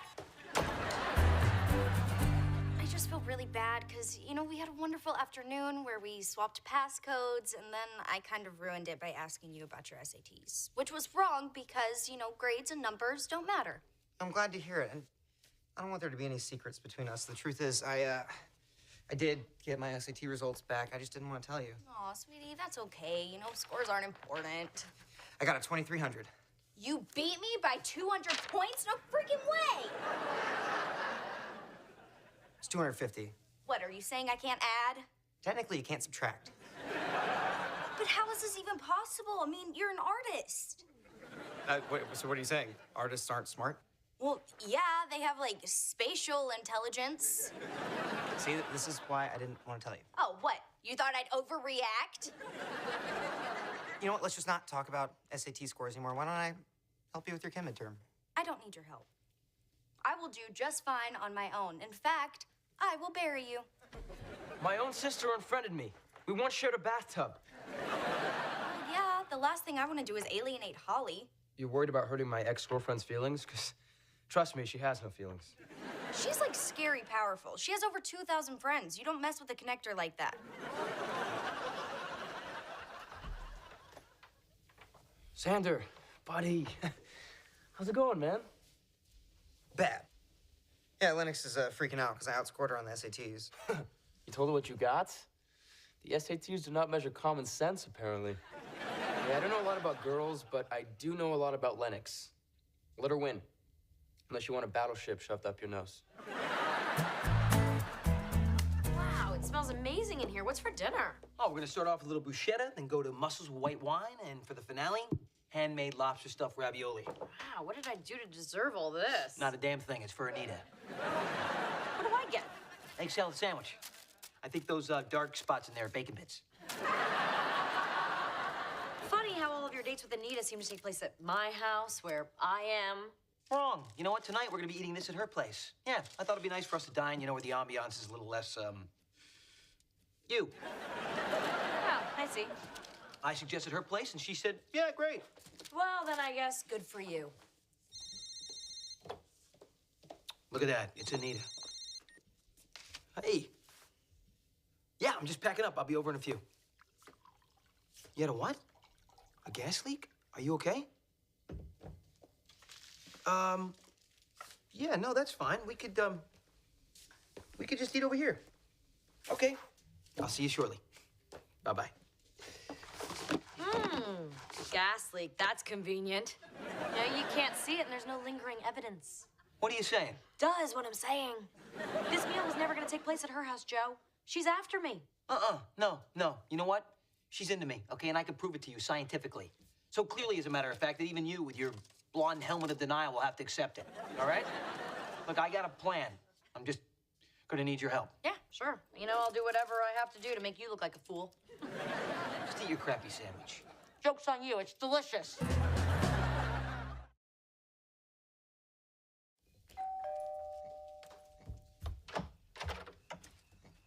Yow! I got my test back, and that chem midterm beat me up and took my lunch money. I'm sorry. Not that grades are important, but how bad? C-. I got an A-. Ha! Why did I say that? Oh, what is wrong with me? It's okay, babe. We share. You were just sharing loudly. It's not like it's competition. But to me, it is. Oh my God, I'm competitive. Too competitive. It's just who you are. Yeah, but it's not who I want to be. You know, I need to become a better person. Maybe even the best person. Oh my God, I'm doing it again. How can you stand having me as a girlfriend? Because you're an amazing girlfriend. The best girlfriend ever. And that's a competition you can't help but win. Aww. You know what other competition you win? Best sister. I'm not refriending you. Not in real life, just on Facebook. I'm down to 9 friends. And soon you'll be down to 0. Just let go. Look, I'm sorry you did so poorly on your test, but I know to fix this. You got a hidden stash of writer's sport grinds in the garage. Hey, those are for friends only. That's why there's so much of it out there. C-, huh? So you listen to your Uncle Ryder. Tank the test on purpose, let her win. Good man. Actually, I would never tank a test. It's my buddy Dan's test, and luckily he smokes a lot of weed. Yeah, I just whited out his name and put in mine. Oh, nice twist. I did not see that coming. You know, we could learn a lot from each other. How about I friend you? I don't think Lennox would like that very much. You know what else she wouldn't like? Finding out that you lied to her about the whole test thing. Okay, friend request accepted. Yes! Back to double digits. To us. Yes, to us. Anita, let me ask you something. Do you think it's a little strange that you and I are always having our meals here in Mel's dining room? I don't mind. Anywhere you are is the place I want to be. That's so nice to hear. And yet not surprising. Hey, I hope you like the wine. This is a very special bottle. It's a very special bottle. Oh, Mel? What are you doing here? I thought you were working late tonight. Well, that didn't happen. What's the big deal, Joe Longo? I'm just trying to have a romantic dinner here with Anita. Well, this date is over. My house, my rules. You don't like it, you can get out. You know what? Maybe I will, okay? Because this has been a long time coming, and that small final act has been the tipping point that has finally tipped me. I quit. Wait, what? Oh, well, real quick before you quit, you're fired. No, you guys can still work things out. No, you know what? I don't want to work things out. Come on, Anita. We will be so much happier the further we are away from her. But breaking things off is such a drastic step. I mean, especially when it's someone as great as Mel. No, but I want to. Come on, let's get out of here. We'll never have to see her ever again. But I was so close to getting her back. What was that, Anita? I don't think Joe heard you. One of his brains is deaf. Look, I want you back in my life, Melly. And I was willing to take desperate measures to make that happen. I'm desperate measures. I'm the pot of gold. That sounded bad. You think? You're sweet, Joe, but you were a means to an end. A fun and very bouncy means to an end. You know what? I'm okay with that. Anita, I think it's time for you to go. Oh, but Mel. Hey, she's doing the eyes. Look away. Look away. Mel, don't you want all your blouses back? All? How many did you take? Write them off, Burke, all right? It's the cost of doing business. Anita, listen. I'm so sorry. This is not gonna work out, but I'm sure with your winning attitude and your very dangerous personality that you will have no problem scamming your way into another friendship very soon. So, thank you and good luck. Why are the hot ones always so damn crazy? Look, I know that was hard for you, and, you know, if it's too painful, we don't have to talk about it. No, it's okay. I'm a big boy. I can handle it. Well, in that case, I was right. I was right. I was right. I don't know how people can be friends with you. I mean, I don't see the appeal. I'm still not seeing it.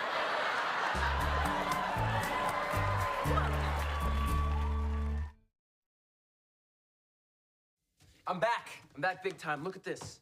800 new friends in the past 2 hours. How is that even possible? I accepted a friend request from Aunt Mel's friend Anita. What? Yeah, she started posting all these pictures of herself sunbathing in Costa Rica, and all of a sudden I blew up. Take that, Holly, in your face. Oh. Anita wants to stop by a little later, say hi. Man, she's the coolest.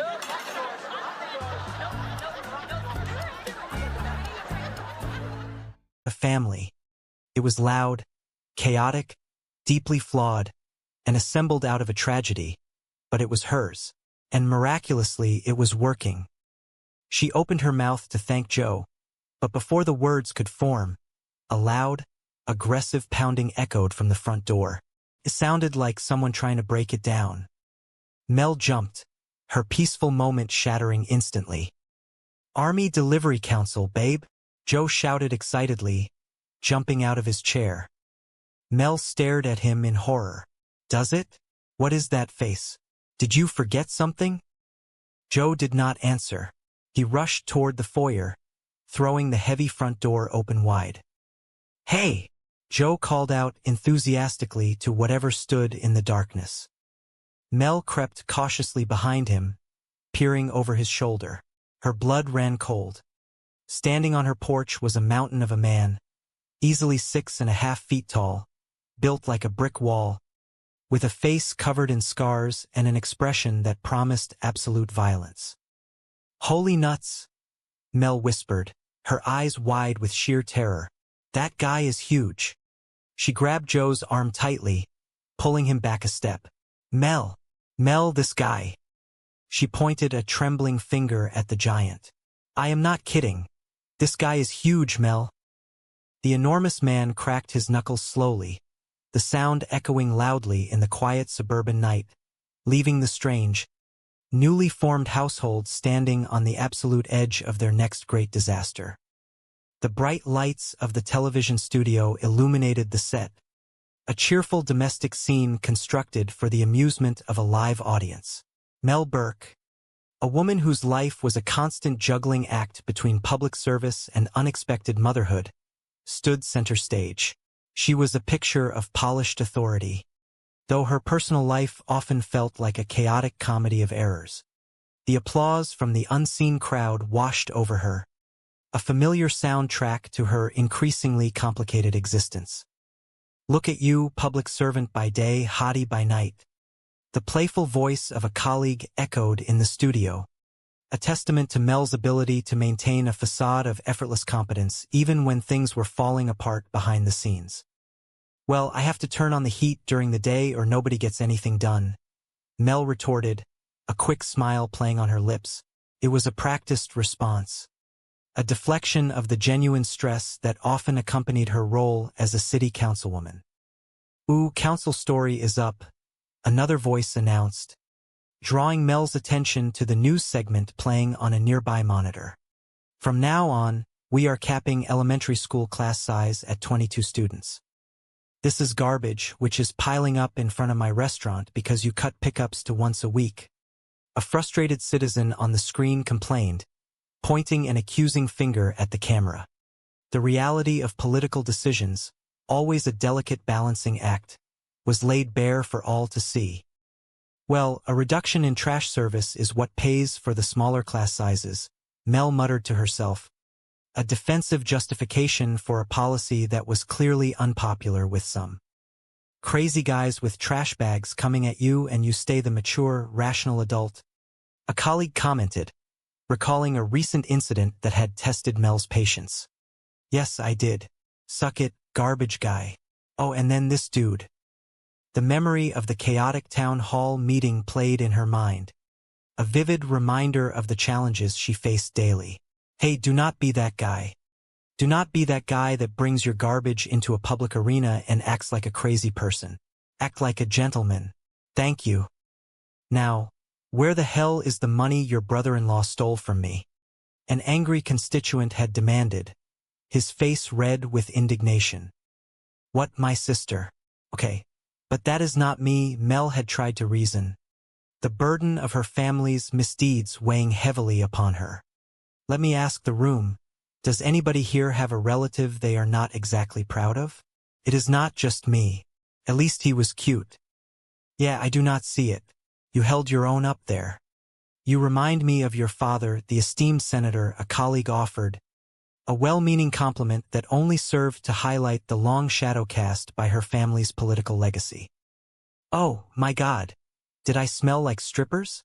Mel asked, a sudden wave of insecurity washing over her.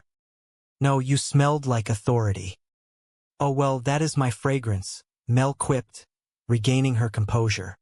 Yeah, I have to say, in all humility, I was, yes, smoking. A high down low. Okay. Plus, your brother-in-law's various felonies totally shifted the focus of the meeting. I think you put the whole trash issue to bed. The conversation shifted from politics to the more pressing issue of domestic chaos. Aunt Mel, why are angry white guys throwing trash at our front door? Her nephew, Ryder, asked, his youthful confusion a stark contrast to the complexities of the adult world. There is a political debate in the community in which the majority feels as though this is getting heavy and really smelly. I am just going to leave this here for you, Aunt Mel. There are like 10 more on the porch. Ryder deposited a bag of garbage near the door, a tangible symbol of the messiness that had become Mel's life. Hey, Lennox, did you see the dresser I put in your room? Mel asked her niece, hoping for a positive reaction to her attempt at creating a comfortable space. Yeah, it is really cute, but I am okay. I have got suitcases. Lennox's response was guarded, a clear indication of her reluctance to settle into this new arrangement. She thinks living here is temporary? Mel wondered aloud, the realization that her niece was still holding onto the past a painful truth. Well, she no longer tells me what she thinks.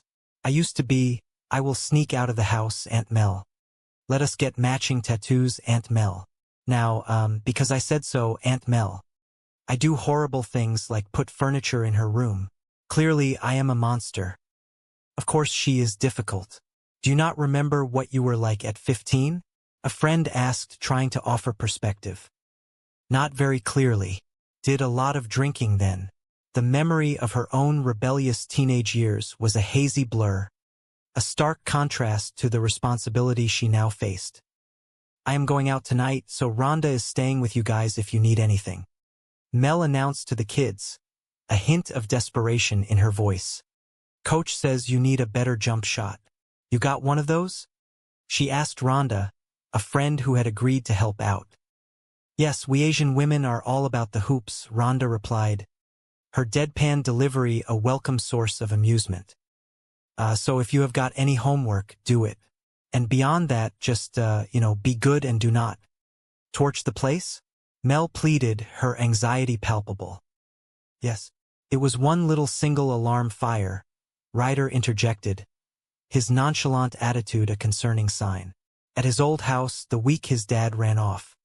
He was angry. He just stacked 20 of his dad's suits on the driveway, added some top-shelf cognac and lit them up. In a way, but we all need to let things out every now and then. Rhonda offered, a sympathetic ear for the troubled teenager. No, we do not.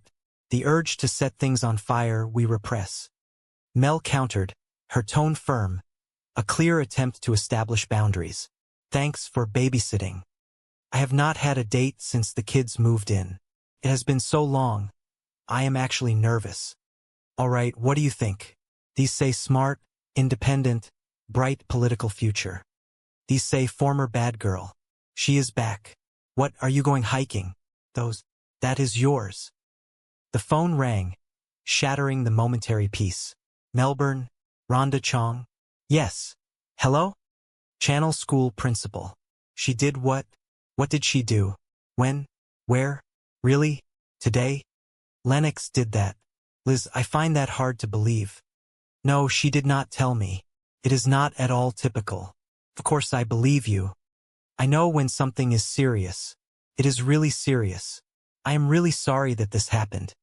I will talk to Mel, but I am telling you, this could not have happened. The news of Lennox's suspension was a heavy blow, a harsh reality check that her niece was struggling more than she realized. Guess what? Today at school, Lennox handed out flyers containing an original poem rhyming her principal's name in a creative way that did not go over well with Ms. Lunt. Not to send up a flare, but there is a possibility Channel 5 has a story. Are you sure? Pretty sure. I was just on the air, live, denying it. 2 months, living with me, and she gets suspended. Legal guardian of the year. Thank you. I keep telling you, hire somebody, an organizer, a professional. Those kids need structure and discipline and possibly electroshock therapy. And you, my dear, cannot do everything. A friend advised, the voice of reason amidst the chaos. Well, maybe not everything, but I can certainly do this. It is just a matter of going up there and setting that girl straight. I have not moved yet, have I? Why is not my sister here to discipline her own daughter? Because she is locked up in federal prison. The harsh reality of her family's situation was a constant burden, a weight that she carried with a mix of resentment and determination. Remember you and me at the Fall Out Boy concert? I just found this old picture. Lennox reminisced, attempting to bridge the gap between them. Oh, you mean the one that was hanging very obviously in the hallway outside the door? Mel replied, her tone slightly sarcastic but tinged with affection. Not obviously, affectionately. That was some night. Huh? Fall Out Boy. Woohoo. Where are we going with this? Lennox asked, her youthful enthusiasm a welcome change from her usual guarded demeanor. I was just remembering the good times, you know? When we shared, told each other things. Important things. That happened. Today. Mel pressed, hoping for a breakthrough. Oh, come on. You did not think I got suspended with something you might share? Okay, I will share this. Miss Lent is a fascist. Lennox confessed, her frustration evident. Why could you not have called her that, instead of, you know? Well, I never got in trouble at my old school. Mel reasoned, her frustration mounting. That is because your parents bought the indoor pool. It did not even have a spa. Like, what is up with that? Whatever. Lennox retorted, a defensive shield against her aunt's criticism. Look, Miss Lent is expecting an apology. You and I have an appointment down in her office at 3 o'clock tomorrow. Great. You let me know how that goes. Lennox, until you talk to her, you cannot go back to school. Oh, well, guess I am not going back to school. Of course you are. This is your education. Nothing is more important. Mel stated firmly, a determination to guide her niece on the right path. The doorbell rang, a welcome distraction from the tense conversation. Oh, that is my date. Oh, I have more to say. You just stay right there. I will. Stay. Oh, gross. I was expecting my date. I will be quick. I was a jackass down at City Hall. I never should have crashed your meeting asking where your brother-in-law was. That was wrong. And I just wanted to come here and say that I am sorry. The angry constituent from the town hall meeting stood at the door, an unexpected apology that caught Mel off guard. Bolivia. Louis is in Bolivia, is not he? You just flinched. I flinched because you shouted Bolivia. Okay, people in Bolivia flinched. Look, I do not know where the hell he is. Now get lost and leave me alone. Mel dismissed him, the exhaustion of dealing with the constant fallout from her brother-in-law's actions evident in her voice. Hi, Griffin. Hey, do not you look nice and smell handsome? Who is this guy? Oh, no guy. I am a... Look, Griffin, I know you have waited a long time for this date, and so have I. I mean, look. Great. Look, I have a niece in crisis, and I really want to go on this date, but, you know, I have to spend some time with her, and I so want to be spending time with you, but, man, you smell great. Mel confessed, the reality of her responsibilities clashing with her desire for a personal life. Look, I am really excited to buy this date. I just cannot go on it, so let me do this. There. That should hold you for a few weeks, maybe more. We just do not know. Wow. That is a whole bucket of gravy. Hi, Rhonda. I know I am late. Really? That late? Yes, I filled out the paperwork for the nanny agency. It is right here. No kidding. I am late? You should have said that before. Oh dear God. Relax. It is a happy visit today. May I? No. So I found the city budget online last night, and I went through it. Here is a thought. The cash in the general fund that is just sitting there? Hire me and I will double your rate of return. That way you will have enough money for smaller class sizes and extra garbage pickups. And pie for everyone. Joe Longo, the charismatic but disgraced commodities trader, proposed, his confidence unwavering despite his recent downfall. That sounds like a great plan, and I would sign up immediately if you were not a complete lunatic. Joseph Longo is not a lunatic. Mel retorted, her skepticism clear. Joe Longo? You are Joe Longo? You ran Lewis's commodities division. You made him millions. Legitimate millions, yeah. Your bastard brother-in-law pissed away. Sorry. Happy visit. Yeah, you went all Bolivia there for a minute. Yeah. So what do you think? Maybe you could get me a job downtown? There is a hiring freeze. I am really sorry you lost your job. Yeah, that is old news. Yesterday I lost my condo. Yeah, well, I really need to. And now they are about to repossess my car. Oh, but here is the morning's big headline. The adorable Mrs. Longo has decamped to her mother's house. Oh God. I am really going to miss that car. How can I put this nicely? I have got my own problems. Joe pleaded, his desperation evident. So you are not going to help me? Do you live in my district?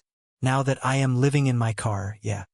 Look, I have got meetings, a trash revolt, a kid on the brink, and I am in desperate need of professional help. For the household, not me. Mel explained, the overwhelming nature of her situation clear. You are not going to find anybody this way. This salary sucks. It is living. It includes meals, which she will be cooking because otherwise people will starve. She? It has to be a woman? Only, vagina Americans need apply? Personal question, did your hair get sick of you and leave? This is a choice. All right. Look. We both know that is a lowball offer, all right? So come on. What is your top number there? Joe negotiated, his charm and persistence evident. That is my top number. All right, you gotta deal with it. I cannot start till Monday. Who offered you a job? All right, I can start today. I am just gonna have to, move a few things around. Mostly my car. Tuesday is street cleaning, is not it? You do know we are talking about a nanny here, right? There are children involved. Mel challenged, the absurdity of the situation not lost on her. You ever work with kids? Are you kidding? Right out of college, I ran a youth center downtown. I was in charge of 50 teenagers. Cooked them meals, helped them with their homework. I was Charles Friggin in charge. Yeah, you are perfect. There is just one little detail. I do not really like you. Joe countered, his confidence bordering on arrogance. You know about school bus? Not running today. Jackson Street block because some kind of garbage protest. Crap. Oh, I mean, golly, tough break. Okay, I will take you. I will just miss my meeting. I mean, it is not like we need the police department. No. You will make your meeting. I will take him. Hey, hi, I am Joe. See that Porsche out there? Yeah, it is mine. For 10 more days. Sweet. I do not know if that is your. Oh, screw it. Buckle up. Is not that the cute yelling guy from yesterday? Yeah. He is a homeless commodities trader. He is taking care of the kids. How high do I sound right now? Bottom line, she sounds great. The perfect nanny. You were right. I cannot do this alone. What, commodities trader? No, he is just temporary. And he is not cute. No, he is not. He has no hair. Mel rationalized, the desperation of her situation clouding her judgment. Okay, before we pull the nanny trigger, when do I interview this lady? Hello. Hold on a sec. Hey, let me ask you something. When is the last time anybody did any laundry in this household? You people live like pigs. These are my delicates. How did you get my delicates? Were you in my room? Yeah. Pull the trigger. Hey Joe, you were right. I should have that sandwich now. Hey, Mel. All right, get back up there. What is he doing home in the middle of the day? His history paper. What? Wow. All right, pack the veins back in your forehead. I took the kid to school, right? And he tells me he does not have his history paper. So we drive back here to get it, and then he tells me he did not exactly write it. And I said, well, you better exactly write it because it is due today. So he is up there writing it now, and he does not come out until it is done. Huh? Now that is nannying. Joe explained his unorthodox. So let me do this, Melissa said, shoving the heavy container into Griffin's surprised hands. There. That should hold you for a few weeks, maybe more. We just do not know. Griffin stared down at the container, completely bewildered. Wow, that is a whole bucket of gravy. Hi, Rhonda, Melissa called out as Rhonda walked past the kitchen doorway, grabbing her coat. I know I am late. Really? That late? Rhonda asked, raising an eyebrow at the bizarre scene unfolding in the kitchen. Yes, I filled out the paperwork for the nanny agency, Melissa said to Rhonda, ignoring the men for a moment. It is right here. No kidding, Rhonda said, picking up the paperwork. I am late? You should have said that before. Oh dear God. Relax. Rhonda quickly exited the house, sensing the impending disaster. Melissa practically shoved Griffin out the front door, offering 1,000 apologies as he walked back to his car, balancing the bucket of gravy and the flowers. Once Griffin was gone, Melissa turned back to face Joe, who was still standing in her hallway, watching the entire spectacle with a mixture of amusement and pity. It is a happy visit today, Joe said, raising his hands in surrender as Melissa glared at him. May I? No. So I found the city budget online last night, and I went through it. Melissa stared at him, utterly exhausted. Here is a thought. The cash in the general fund that is just sitting there? Hire me and I will double your rate of return. That way, you will have enough money for smaller class sizes and extra garbage pickups. And pie for everyone. Melissa let out a harsh, disbelieving laugh. That sounds like a great plan, and I would sign up immediately if you were not a complete lunatic. Joseph Longo is not a lunatic, Joe stated firmly, straightening his posture. Joe Longo? Melissa asked, her eyes narrowing as she finally recognized the name from the endless legal documents on her desk. You are Joe Longo? You ran Lewis's commodities division. You made him millions. Legitimate millions, yeah. Your bastard brother-in-law pissed away. Joe finished for her, his voice dripping with bitterness. Sorry. Happy visit. Yeah, you went all Bolivia there for a minute, Melissa noted drily. Yeah, Joe agreed, running a hand over his face. So what do you think? Maybe you could get me a job downtown? There is a hiring freeze, Melissa said firmly. I am really sorry you lost your job. Yeah, that is old news, Joe said, leaning against the wall, the fight completely draining out of him. Yesterday, I lost my condo. Melissa's tough exterior softened slightly. Yeah, well, I really need to. And now they are about to repossess my car, Joe continued, his voice quiet. Oh, but here is the morning's big headline. The adorable Mrs. Longo has decamped to her mother's house. Melissa looked at him, truly seeing the broken man beneath the bravado. He had lost everything because of her family. Oh, God, Joe whispered, looking down at his shoes. I am really going to miss that car.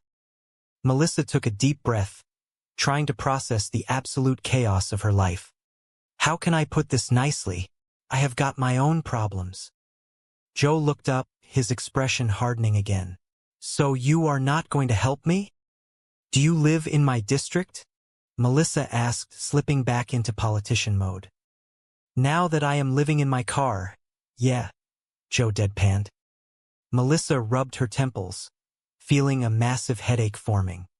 Look, I have got meetings, a trash revolt, a kid on the brink, and I am in desperate need of professional help. For the household, not me. Joe's eyes darted to the nanny agency paperwork resting on the table. A crazy, desperate idea formed in his mind. You are not going to find anybody this way, Joe said, pointing at the papers. This salary sucks. It is a living, Melissa defended. It includes meals, which she will be cooking because otherwise people will starve. She? Joe asked, raising an eyebrow. It has to be a woman? Only vagina Americans need apply. Melissa glared at him. Personal question. Did your hair get sick of you and leave? This is a choice, Joe retorted, touching his bald head defensively. He stepped closer, changing his tone to that of a seasoned negotiator. All right, all right, all right. Look, look, look, look. We both know that is a lowball offer. All right, so come on. What is your top number there? That is my top number, Melissa said firmly. All right, you gotta deal with it, Joe said, extending his hand. I cannot start until Monday. Melissa stared at his hand, her mind racing. Who offered you a job? Joe did not miss a beat. All right, I can start today. I am just going to have to, move a few things around. Mostly my car. Tuesday is street cleaning, is not it? Melissa stared at him in utter disbelief. He was arrogant, annoying, and completely unqualified. But he was also desperate and standing right in front of her. You do know we are talking about a nanny here, right? Melissa asked, her voice laced with skepticism. There are children involved. You ever work with kids? Are you kidding? Joe lied smoothly, flashing a confident smile. Right out of college. I ran a youth center downtown. I was in charge of 50 teenagers. Cooked them meals. Helped them with their homework. I was Charles Friggin in charge. Melissa studied his face. She knew he was probably lying, but she was out of options. The house was a disaster, Lennox was suspended, Ryder was a pyromaniac in training, and she had a city council to run. Yeah, you are perfect, Melissa said, her voice dripping with sarcasm. There is just one little detail. I do not really like you. Before Joe could respond, Ryder came bounding into the room, looking frantic. You know about the school bus? Ryder asked breathlessly. Not running today. Jackson Street block because some kind of garbage protest. Melissa's eyes widened in horror. Crap, crap, crap, crap, crap. She immediately corrected her language in front of her nephew. Oh, I mean golly, tough break. Okay, I will take you. She looked at the clock on the wall. If she drove him, she would miss her most important meeting of the week. I will just miss my meeting, Melissa said, resignation heavy in her voice. I mean, it is not like we need the police department. No, no, no, no, Joe interjected smoothly, stepping forward and clapping his hands together. You will make your meeting. I will take him. Joe turned to Ryder, extending his hand. Hey, hi, I am Joe. Ryder looked at him suspiciously. See that Porsche out there? Joe asked, pointing out the front window at the sleek sports car parked on the street. Ryder's eyes lit up. Yeah. It is mine, Joe said proudly. For 10 more days.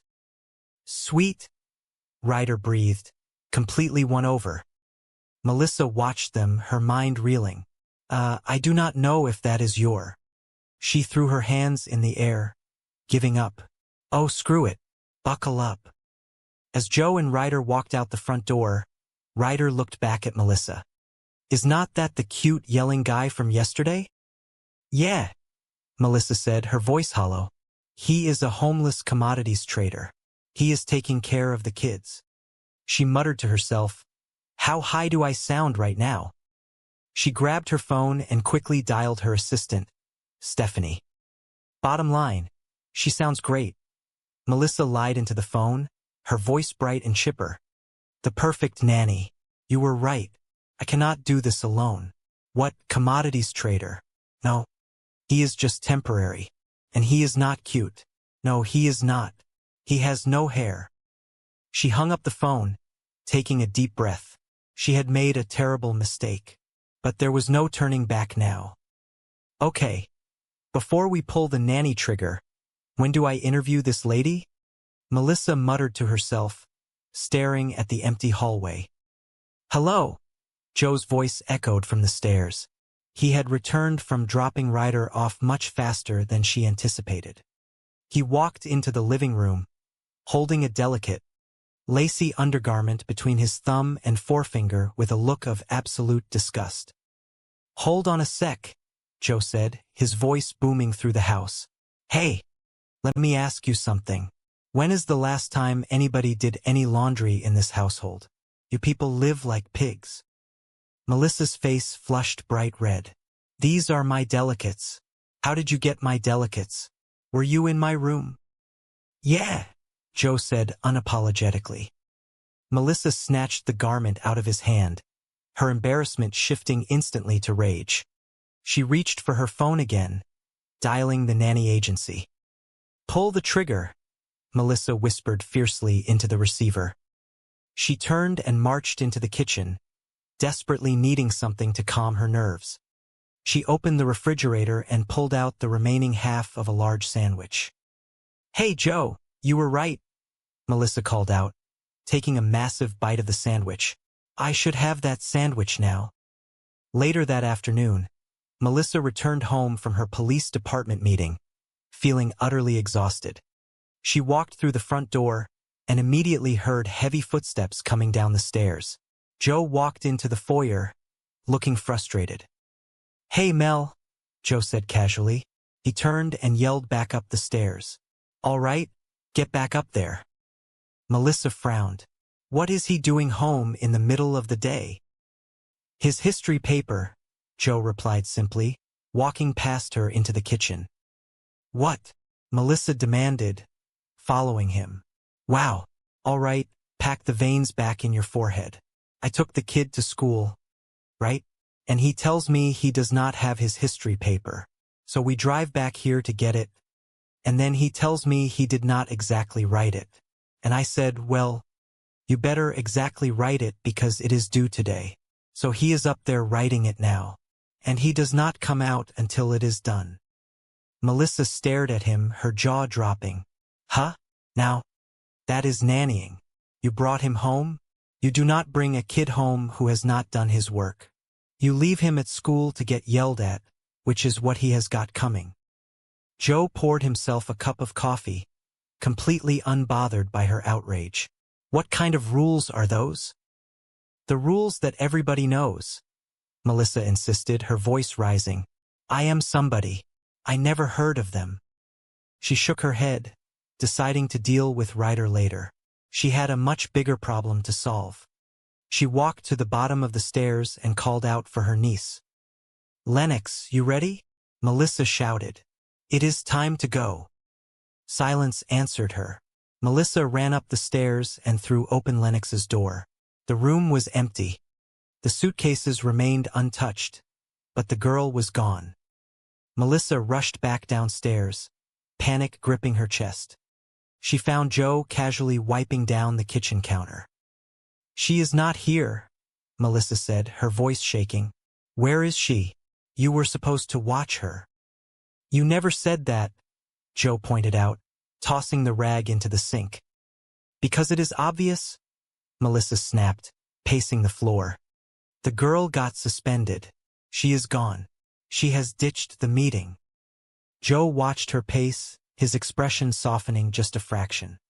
He could see the genuine fear in her eyes. You know what? You are right. Melissa stopped pacing and looked at him, surprised. I just said you were right. That was a compliment. Okay, Melissa said, taking a deep breath to steady herself. She has like 3 places she usually goes after school. I will start there. You want me to help you? Joe asked, his voice unexpectedly gentle. Yes, please do, Melissa said gratefully. They split up, searching the neighborhood. Joe drove his Porsche slowly down the tree-lined streets, his eyes scanning the parks and the local cafes. Finally, he spotted a familiar head of hair. Lennox was sitting on the roof of an abandoned, overgrown garage behind a strip mall, her knees pulled up to her chest, staring blankly out at the city skyline. Joe parked his car, climbed the rusted fire escape, and carefully stepped onto the roof. "Nothing," Joe said aloud as he approached her, pretending to speak into a radio. "I can work with this kid. Wow." Lennox did not turn around. "Is this where you come for your adolescent brooding?" Joe asked, sitting down a few feet away from her. "You come up here to turn me in?" Lennox asked, her voice tight with unshed tears. "It is not really my style," Joe said casually, leaning back on his hands. "What is your style?" Lennox asked, finally looking at him. Joe looked out at the city, a bitter smile playing on his lips. "Outlaw, cast out by the power brokers, forced to live a life in the city." Lennox snorted softly. "Oh, kind of like Batman if he had been demoted to a nanny." "Nice," Joe chuckled, appreciating her sharp wit. He let the silence hang for a moment before getting down to business. Are not you supposed to be at a meeting at your principal's office right now?" Lennox looked away, her jaw clenching. "Why should I? Crap goes on there all the time. Miss Lunt fires the music teacher, completely gets rid of the band, and everybody is afraid to talk about it. I am tired of life being unfair. How about for once it just be fair?" Joe listened quietly, recognizing the deep well of pain beneath her righteous anger. "I would be upset too, if my mom and dad bailed on me." Lennox turned to him, her eyes blazing with sudden fury. "You are talking about Miss Lunt." "You say so," Joe replied calmly. "You do not know anything about me?" Lennox snapped, standing up quickly. "You are right, I do not," Joe said, standing up to face her. His voice was firm, but devoid of judgment. "But what I really do not know about you is why you are taking this all out on your aunt, because she is the only person who has not bailed on you." Lennox froze, the anger draining from her face, leaving behind only vulnerability. "Look, I know she can get a little skitsy at times," Joe continued, his voice softening. "All times. But since we are talking about fair, do you really think it is fair that she has to go down to your school all alone and eat your big bowl of stink for something that she did not do?" Lennox looked down at her shoes, a wave of guilt washing over her. "Big bowl of stink? What is that?" "You will know when you have eaten one," Joe said simply. Meanwhile, across town, Melissa was sitting alone in a small, uncomfortable wooden chair in the principal's office. Miss Lunt, a stern woman with a tightly pulled bun and a permanent scowl, sat behind her massive mahogany desk, looking at Melissa with absolute disdain. "Any sign of our Lennox?" Miss Lunt asked, her voice dripping with condescension. Melissa swallowed hard, her hands clasped tightly in her lap. "Oh, Miss Lunt, look, I know what Lennox did was bad. Okay, really, really bad. But if any kid has the right to be upset about what life has handed her. Look, I am not trying to excuse Lennox, I am just saying if I was Lennox, I probably would have done worse by now. In fact, I did." Miss Lunt adjusted her glasses, entirely unmoved by Melissa's emotional plea. "This is pointless without Lennox. Why do not we just reschedule? You think you can manage to find her by, say, tomorrow afternoon?" "Oh, tomorrow's city council session is all day," Melissa explained, feeling a rising sense of panic. But we take lunch 12 to 1. I do not know when you break." Miss Lunt leaned forward, steepling her fingers. "Miss Burke, parenting does not fit into nice little schedule boxes, you know. It might be helpful to look not just at what Lennox is doing, but at the job you are doing." Melissa felt a hot flush of shame and anger rise in her cheeks.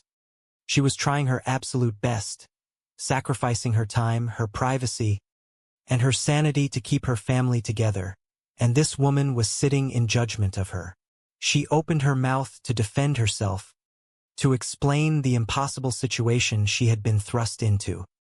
Before she could speak, the heavy wooden door of the office swung open. Lennox stood in the doorway, breathless, her cheeks flushed from running. Joe Longo stood a few paces behind her in the hallway, offering Melissa a small, encouraging nod before disappearing from view. "She is doing okay," Lennox said loudly, her voice trembling slightly but filled with newfound conviction. Melissa turned around, her heart leaping in her chest.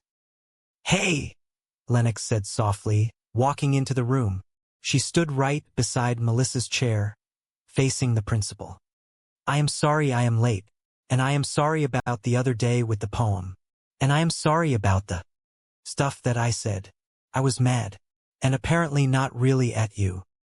She placed a gentle hand on Melissa's shoulder. The simple physical contact sent a jolt of shock and profound warmth straight to Melissa's heart. It was the first time Lennox had willingly touched her since arriving at the house. "But there is no need to blame my aunt," Lennox continued, her voice growing stronger, staring directly into Miss Lunt's intimidating eyes. "She has been getting enough of that for me. At least she is trying." Miss Lunt looked slightly taken aback by the fierce defense. She cleared her throat, adjusting her papers. "Okay, whatever. Let's just get to the stink-eating part." Lennox looked at Melissa, a tiny, genuine smile playing on her lips. "The what-eating part?" Later that evening, the house was remarkably quiet. Ryder was upstairs, having actually finished his history paper under Joe's surprisingly effective, if entirely unorthodox, supervision. Lennox was in her room, quietly reading. Melissa walked into the kitchen, feeling lighter than she had in months. Joe was standing at the sink, washing dishes with surprising efficiency. "All right, let's see what you got," Joe said playfully as Melissa entered, wiping his hands on a towel. Melissa grabbed a dish towel and tossed it at him, a wide smile breaking across her face. "Here is a thought. My hip young brother man. Try loosening up your knees a little bit. You are welcome." Joe caught the towel, smiling back. "I heard about all the crap you have been going through. With your wife going broke, losing your car, your condo. I mean, how can you even walk?" He paused, realizing he had crossed a line, bringing up the painful reality of his situation in the middle of a light-hearted moment. "Oh, sorry," Joe said quickly, looking down. "I did not mean to." No, it is all right," Melissa said softly, leaning against the counter. She felt a sudden wave of empathy for the man standing before her. He was arrogant and maddening, but he had also saved her family today. "I am aware that my life is an abyss of inky black despair. Thanks for the pep talk. Hey, could you show me how to do that?" "Only if you taped it," Joe joked, returning to the sink. "I have no idea." Just then, Lennox walked into the kitchen to grab a glass of water. She saw them talking and smiled. "Oh, I am sorry," Lennox said quickly, turning to leave. I am sorry.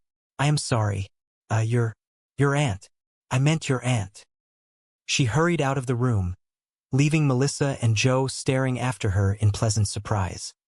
"Hey," Melissa said, turning back to Joe, her heart full. "So I ate my whole big bowl of stink. I even went back for seconds." "Ugh, I am going to go brush my teeth now," Joe laughed, shaking his head. "Hands," Melissa commanded, holding her hand out palm up. Joe looked confused but complied, placing his large hand in hers. "It was you?" Melissa said softly, looking up into his eyes. "You talked her into going down there. How did you talk her into going down there?" Joe smirked, his arrogant persona sliding back into place. "People like me." "No, really?" Melissa pressed, not letting go of his hand. Joe sighed, pulling his hand away gently. "I paid her $50. Melissa's jaw dropped. The warm, fuzzy feeling evaporated instantly, replaced by a surge of pure outrage. "A bribe," Melissa gasped, her voice rising in pitch. "That is terrible. Not only is that wrong, that is horrible parenting." "Well, I am not a parent, and neither are you," Joe pointed out matter-of-factly.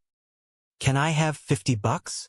Melissa asked, her anger temporarily derailed by a moment of pure exhaustion and stress. "No," Joe said firmly.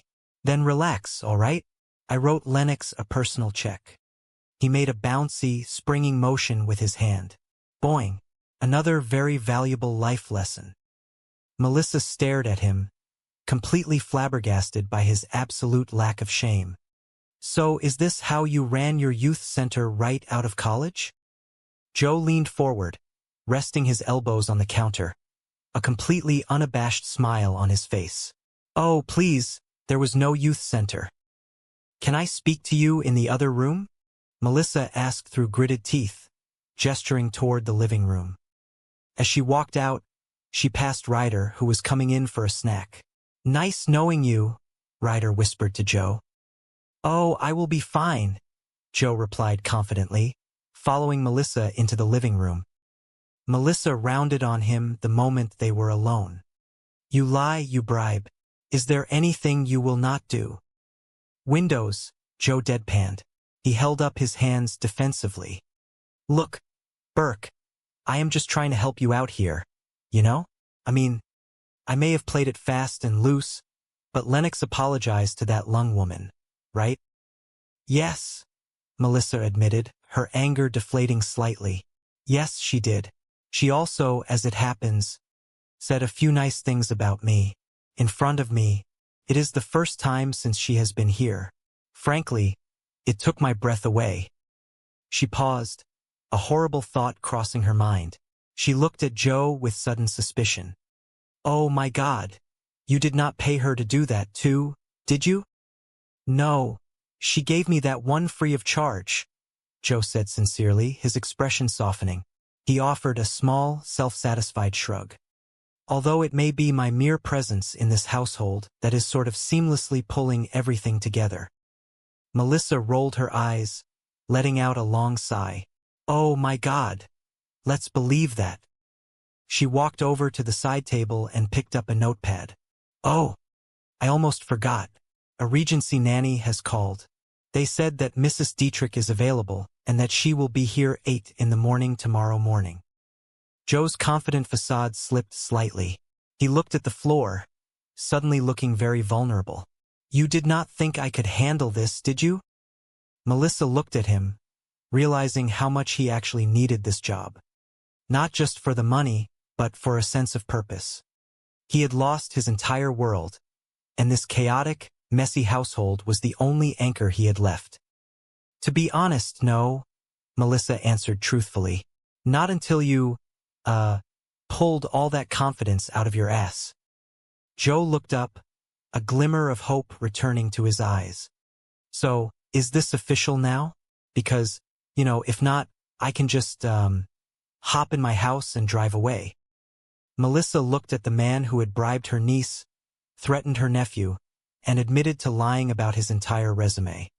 Then she thought about the peaceful silence upstairs, the completed homework, and the miraculous apology in the principal's office. "Yeah," Melissa said softly, offering a genuine smile. "Let's give it a shot. How bad could you be?" "You will find out, will not you?" Joe smiled back, the tension leaving his shoulders. The next morning, the sun streamed brightly through the kitchen windows. Melissa walked downstairs, dressed in another sharp suit, ready to face the city council. The house smelled incredibly of fresh coffee and bacon. She walked into the kitchen and found Joe standing at the stove, expertly flipping pancakes. "So, how did your date go that lasted until 3 freaking in the morning?" Joe asked without turning around, mimicking the voice of a nagging mother. "Leave me alone, Mom. It is not a school night, and he was captain of the football team. God." Melissa laughed, pouring herself a cup of coffee. "Wow, I just realized I have never actually had that conversation with my own mom. I would come in at 3 in the morning, and she would send me back out for gin." She took a sip of coffee, savoring the perfect brew. "So, how did the kids get to bed?" Ryder knocked out about 11, Joe reported, sliding a stack of pancakes onto a plate, and Lennox was, 1:30. 1:30. Melissa choked on her coffee. All right, she just got in bed now when she heard the car pulling, Joe admitted, turning around with a sheepish grin. But she is caught up on bio and math, and the 5th season of Lost. Melissa stared at him, absolutely amazed. He had stayed up all night with them. He had actually done the impossible. He had brought order to the chaos. Army Delivery Council, babe, Joe shouted triumphantly, pointing a spatula at her. Does it? What is that face? Did you forget something? Melissa was staring past him, out the large bay window that overlooked the street. A massive, heavily tattooed man was standing next to Joe's sleek Porsche.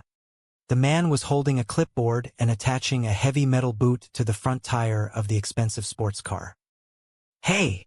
Joe yelled, following her gaze and dropping the spatula on the counter. Holy nuts! That guy is huge.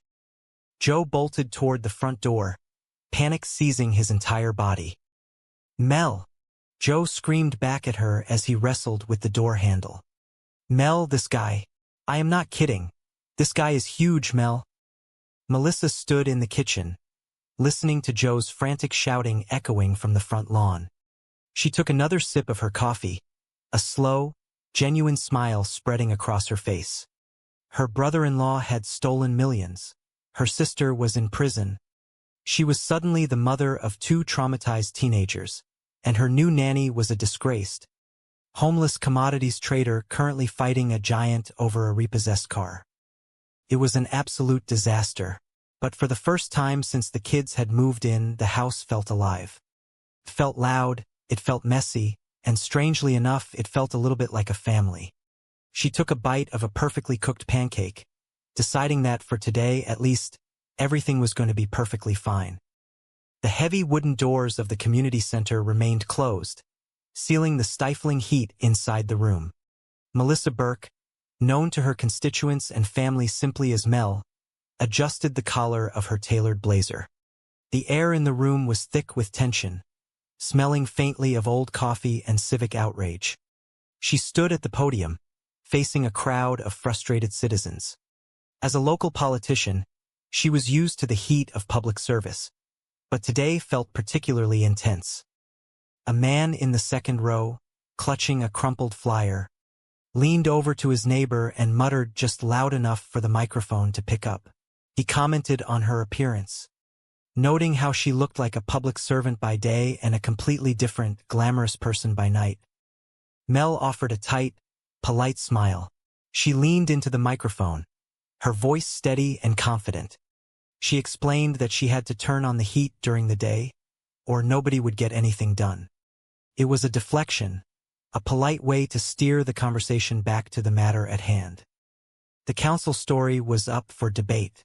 She announced clearly that from now on, they were capping elementary school class sizes at 22 students. It was a victory for education, a step forward for the children of the community. But progress always came with a price, and the citizens were acutely aware of it. A man marched up to the citizen microphone. His face was red, and he gestured wildly. He declared that her policy was garbage. Literally. He complained that the garbage was piling up in front of his restaurant because the city council had cut pickups to once a week. Mel nodded patiently, clasping her hands together on the podium. She explained carefully that a reduction in trash service was exactly what paid for the smaller class sizes. It was a balancing act. Resources were finite, and difficult choices had to be made. Later, safely away from the podium and walking down the quiet corridors of the community center, Mel walked alongside Rhonda Chong. Rhonda was a force of nature, a woman who served as part assistant, part confidant, and part reality check. Rhonda looked at Mel with admiration. She pointed out how crazy men with trash bags had come at her, and yet Mel had stayed the mature, rational adult. Mel let out a breath she felt she had been holding for an hour. She smiled, dropping her professional facade for just a moment. She admitted that she did stay mature. Then, with a quiet chuckle, she added a triumphant remark about telling the garbage guy to suck it, at least in her mind. But the victory was short-lived. The memory of another man at the meeting flashed in her mind. The man had approached the microphone, not with a grievance about trash or schools, but with a deeply personal attack. He had yelled, demanding to know where the money was that her brother-in-law had stolen from him. It was the elephant in the room that followed Mel everywhere. Her sister was in federal prison, and her brother-in-law, Louis, had fled the country after a massive corporate scandal, leaving thousands of people bankrupt and angry. And worse, they had left their 2 teenage children behind. Mel had tried to defuse the angry man. She had reminded him not to be the kind of person who brings his garbage into a public arena and acts like a crazy person. She had asked him to act like a gentleman. When he pressed about her sister and the stolen money, Mel had raised her hands in defense. She had agreed that it was her sister, but firmly stated that she was not her sister. In a moment of vulnerability, she had turned to the room and asked the audience if anyone there had a relative they were not exactly proud of. The silence had been telling. It was not just her. Rhonda broke into Mel's thoughts, bringing her back to the present.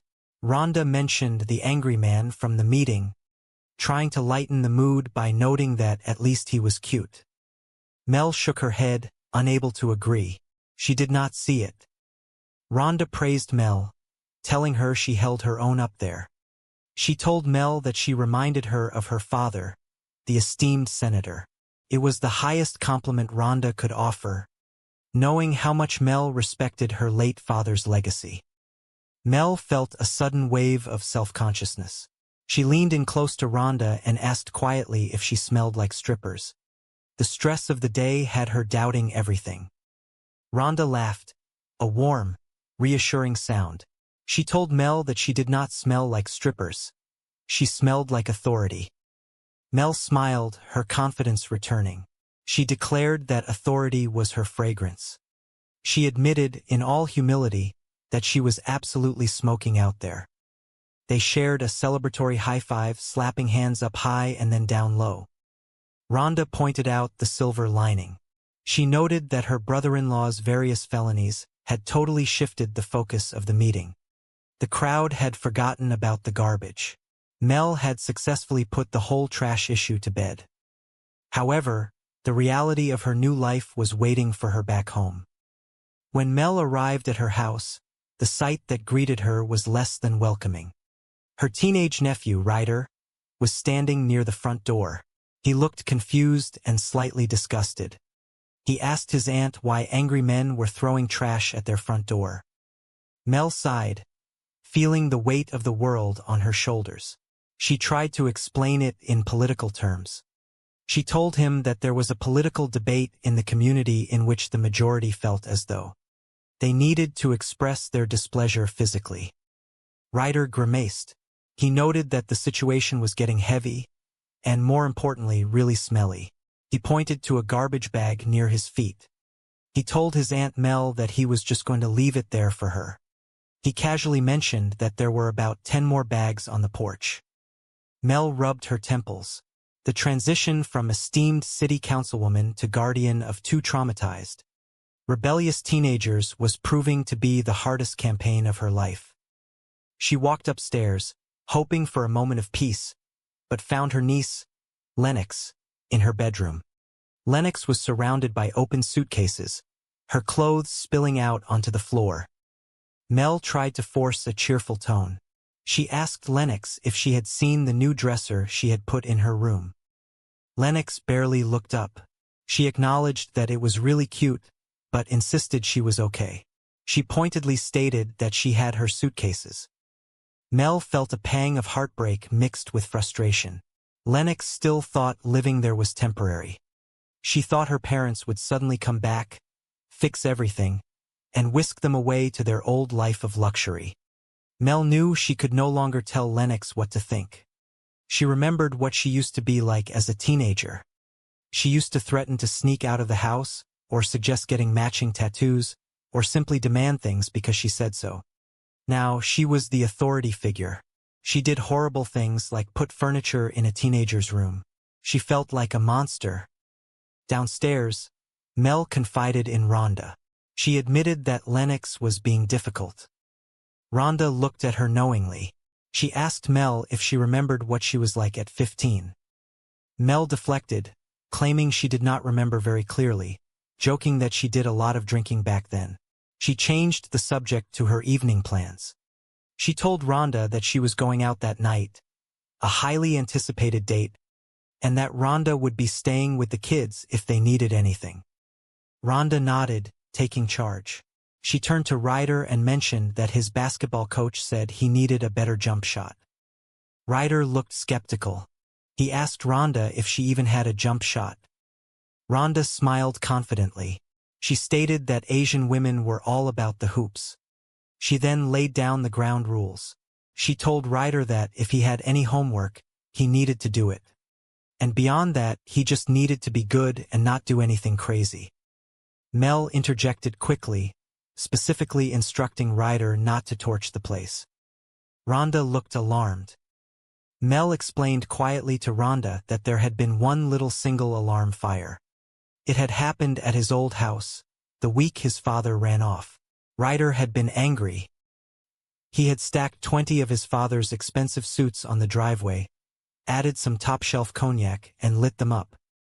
Rhonda tried to be understanding. She suggested that, in a way, everyone needed to let things out every now and then. Mel vehemently disagreed. She stated that the urge to set things on fire must be repressed. With the house temporarily under control, Mel went to her room to get ready. She thanked Rhonda for babysitting. She confessed that she had not had a date since the kids moved in. It had been so long that she was actually nervous. She stood in front of her mirror, holding up 2 different outfits. She analyzed them out loud. She decided that one outfit said she was smart, independent, and had a bright political future. The other outfit, however, said she was a former bad girl who was back on the scene. Rhonda walked in and looked at the choices. She asked Mel if she was going hiking. She pointed to the second outfit and decisively said to choose those, noting that it was definitely her style. Just as Mel was finally feeling good about her evening, the telephone rang. Rhonda answered it. Her face fell. She repeated the caller's words, confirming she was speaking to the principal of the local school. She listened intently, her eyes widening. She asked what the student had done, when, and where. She confirmed that it had happened today. Mel felt a cold dread wash over her. She knew instantly it was Lennox. Rhonda hung up the telephone and turned to Mel. She told her that Lennox had done something terrible. Mel grabbed the telephone, her political instincts kicking in to do damage control. She spoke to the principal, Miss Lent, trying to smooth things over. She told Miss Lent that she found the accusation hard to believe. She claimed Lennox had not told her anything and that this behavior was not at all typical. She assured the principal that she believed her and knew when something was serious. She apologized profusely and promised to talk to Lennox. After hanging up, Rhonda gave Mel the grim details. Today at school, Lennox had handed out flyers. These flyers contained an original poem that rhymed the principal's name in a highly creative, yet completely inappropriate way. The poem did not go over well with Miss Lent. Rhonda warned Mel that there was a strong possibility the local television news, Channel 5, might get a hold of the story. Mel groaned, burying her face in her hands. She had just been on the air, live, denying that her family was a mess. 2 months into living with her, and Lennox gets suspended. She sarcastically awarded herself the title of Legal Guardian of the Year. Rhonda looked at her with sympathy but firm resolve. She kept telling Mel to hire somebody, an organizer, a professional nanny. She believed those kids needed structure, discipline, and possibly a miracle. She reminded Mel that she could not do everything herself. Mel stood up straighter, trying to reclaim her authority. She agreed that she might not be able to do everything, but she could certainly do this. It was just a matter of going upstairs and setting that teenage girl straight. She took a step toward the stairs, then stopped. She asked Rhonda why her sister was not there to discipline her own daughter. Then, answering her own question with a heavy sigh, she remembered that her sister was locked up in a federal prison. Chapter 2. Mel marched up the stairs, her heart pounding. She knocked firmly on Lennox's door and entered without waiting for an answer. Lennox was sitting on her bed, scrolling through her phone. Mel tried to approach the situation calmly. She picked up an old photograph from the nightstand. She asked Lennox if she remembered the time they went to the Fall Out Boy concert together. She mentioned that she had just found this old picture. Lennox rolled her eyes. She pointed out that the picture was hanging very obviously in the hallway outside the door. Mel corrected her gently, saying it was hanging affectionately, not obviously. She tried to reminisce, saying that it was quite a night. She let out a small cheer, trying to recreate the energy. Lennox was not buying it. She crossed her arms and asked Mel where they were going with this conversation. Mel sat on the edge of the bed. She explained that she was just remembering the good times, the times when they shared things and told each other important things. Things like what happened today. Lennox scoffed. She asked Mel if she really thought she got suspended with something she might actually want to share. But seeing the exhaustion in her aunt's eyes, Lennox relented slightly. She agreed to share one thing. She boldly declared that Miss Lent was a fascist. Mel sighed. She asked Lennox why she could not have just called her that, instead of writing a rhyming poem about her. Lennox looked away, her bravado slipping. She muttered that she never got in trouble at her old school. Mel knew why. She gently reminded Lennox that she never got in trouble because her parents had practically bought the school an indoor pool. Lennox argued back, pointing out that the pool did not even have a spa, questioning what was up with that. She dismissed the whole situation with a wave of her hand. Mel stood up, realizing that reasoning was not going to work tonight. She laid down the law. She informed Lennox that Miss Lent was expecting an apology. She told her niece that they had an appointment down in the principal's office at 3 o'clock the following afternoon. Lennox crossed her arms tighter. She sarcastically told Mel to let her know how that goes. Mel clarified the consequences. She told Lennox that until she talked to the principal, she could not go back to school. Lennox smirked, feigning indifference. She announced that she guessed she was not going back to school then. Mel lost her patience. She firmly stated that of course Lennox was going back. This was her education, and nothing was more important. Just then, the doorbell rang. Mel gasped. It was her date. She told Lennox that she had much more to say and ordered her to stay right there. Lennox made a face, expressing her disgust. She told Mel she was expecting her date to be someone else. Mel rushed downstairs, her mind racing. She opened the front door, putting on her best, most charming smile, expecting to see Griffin, the handsome man she had been looking forward to seeing for weeks. Instead, standing on her porch was a man she did not recognize. He was tall, bald, and looked remarkably stressed. He wore a sharp suit that looked slightly slept in. The man spoke quickly. He promised to be quick. He admitted that he was a jackass down at City Hall earlier that day. He confessed that he never should have crashed her meeting asking where her brother-in-law was. He acknowledged that his behavior was wrong, and he just wanted to come to her house and say that he was sorry. Mel stared at him, bewildered. Then, a thought crossed her mind. She blurted out the name of a country, Bolivia. She stated that Louis was in Bolivia. The man flinched violently. Mel pointed out that he just flinched. The man defended himself, stating that he flinched because she shouted the word Bolivia unexpectedly. He then insisted that he did not know where the hell Louis was. Mel's patience evaporated. She told him to get lost and leave her alone. She moved to close the door. Just as she was shutting the door, Griffin walked up the steps. He looked handsome, wearing a nice shirt and holding a bouquet of flowers. Mel's face softened. She greeted Griffin warmly, telling him how nice he looked and how handsome he smelled.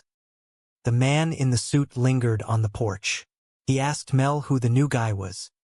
Mel ignored the stranger and focused entirely on Griffin. She knew she had to cancel the date, and her heart broke a little. She told Griffin that she knew he had waited a long time for this date, and so had she. She explained that she had a niece in a severe crisis. She desperately wanted to go on the date, but she had to spend time with her family. She lamented how much she wanted to spend time with him, especially since he smelled so great. Griffin looked disappointed but understanding. He said he was really excited about the date, but if she could not go, he understood. Mel felt terrible. She wanted to give him something, a token of her appreciation and regret. She looked around frantically, grabbed a container from the counter near the door, and handed it away from the children. Ryder waved to Joe, saying it was nice knowing him. Joe confidently told Ryder he would be fine. In the living room, Mel turned on Joe. She listed his faults. She noted that he lies to children, he bribes teenagers. She asked him if there was anything he would not do. Joe replied quickly, stating he would not wash windows. Mel groaned. Joe dropped the jokes. He looked at her earnestly. He told Burke that he was just trying to help her out. He acknowledged that he might have played the situation fast and loose, but he reminded her of the bottom line. Lennox had apologized to that terrible woman, right? Mel softened. She admitted yes, Lennox did apologize. And Mel added, as it happens, Lennox also said a few nice things about her. Right in front of her. Joe smiled. Mel confessed that it was the very first time since the kids had moved in that Lennox had said anything positive. She admitted, frankly, that it took her breath away. She looked at Joe suspiciously again. She asked him, praying the answer was no, if he had paid Lennox to say those nice things too. Joe shook his head. He assured her that Lennox had given her that one entirely free of charge. He paused, then added with a smirk that it might just be his mere presence in the household that was sort of seamlessly pulling everything and everyone together. Mel laughed out loud at his arrogance. She sarcastically agreed, suggesting they all just blindly believe that. Then, Mel remembered something important. She told Joe she almost forgot to mention that a fancy, professional nanny agency had called. They informed her that a highly qualified woman named Mrs. Dietrich was available and that she would be arriving at the house at 8 o'clock tomorrow morning. Joe looked slightly disappointed. He asked Mel if she really did not think he could handle the job. Mel was honest. She said to be completely honest, no, she did not think he could. Not until he had pulled all that ridiculous confidence out of nowhere and actually fixed the situation with Lennox. Joe leaned forward. He asked if this meant his employment was official now. Because, he pointed out, if it was not official, he could just hop into his house, which was his car, and drive away. Mel looked at the man who had bribed her niece, lied about his resume, and somehow managed to make her family smile for the first time in months. She made a decision. She told him yes, they would give it a shot. She jokingly asked how bad he could possibly be. Joe grinned confidently. He told her she would find out soon enough. Later that night, Mel finally went on her rescheduled date. When she returned home, the house was dark and quiet. She walked into the kitchen to get a glass of water and found Joe sitting at the island, reading a magazine. Joe looked up at the clock. He noted her late arrival. He asked how her date went, specifically pointing out that it had lasted until 3 freaking o'clock in the morning. Mel felt a sudden rush of teenage rebellion. She told him to leave her alone, calling him Mom as a joke. She reminded him that it was not a school night. She then bragged slightly, mentioning that her date used to be the captain of the football team. She paused, a look of realization washing over her face. She muttered to herself, realizing that she had never actually had this kind of conversation with her own mother. She recalled that whenever she would come in at 3 in the morning, her mother would just send her back out to buy more gin. She shook off the memory and asked Joe how getting the kids to bed had gone. Joe gave a full report. He said Ryder had knocked out entirely around 11 o'clock. Lennox, however, had stayed up until 1:30 in the morning. Mel was shocked. She repeated the time loudly, asking how Lennox could stay up that late. Joe quickly shushed her. He explained that Lennox had just gotten into bed right when she heard Mel's car pulling into the driveway. He quickly defended the late hour, noting that Lennox was now completely caught up on her biology and mathematics homework. And, he added, they had also finished watching the entire 5th season of the television show Lost. Mel smiled, genuinely impressed. She whispered a cheer for the city council, declaring herself a winner for hiring him. Suddenly, a loud, aggressive pounding echoed from the front door. Mel jumped. She looked at Joe, who had instantly frozen. She asked him what that face meant. She asked if he had forgotten to do something. The pounding continued, louder this time. Mel walked cautiously into the hallway and peeked out the narrow window next to the front door. She gasped. She turned back to Joe, her eyes wide with panic. She whisper-shouted his name. She told Joe that there was a guy outside. She emphasized that she was not kidding. She reaped the studio audience settles into a hum of anticipation as the lights brighten on the set of Melissa and Joey. The familiar warmth of a sitcom living room is rendered sharply, every detail a testament to ordered chaos. Mel Burke, a woman whose energy seems to precede her, bursts through the front door, looking every bit the public servant by day and, as someone might say, hottie by night. "Look at you," a voice calls out, dripping with playful sarcasm. Public servant by day, hottie by night.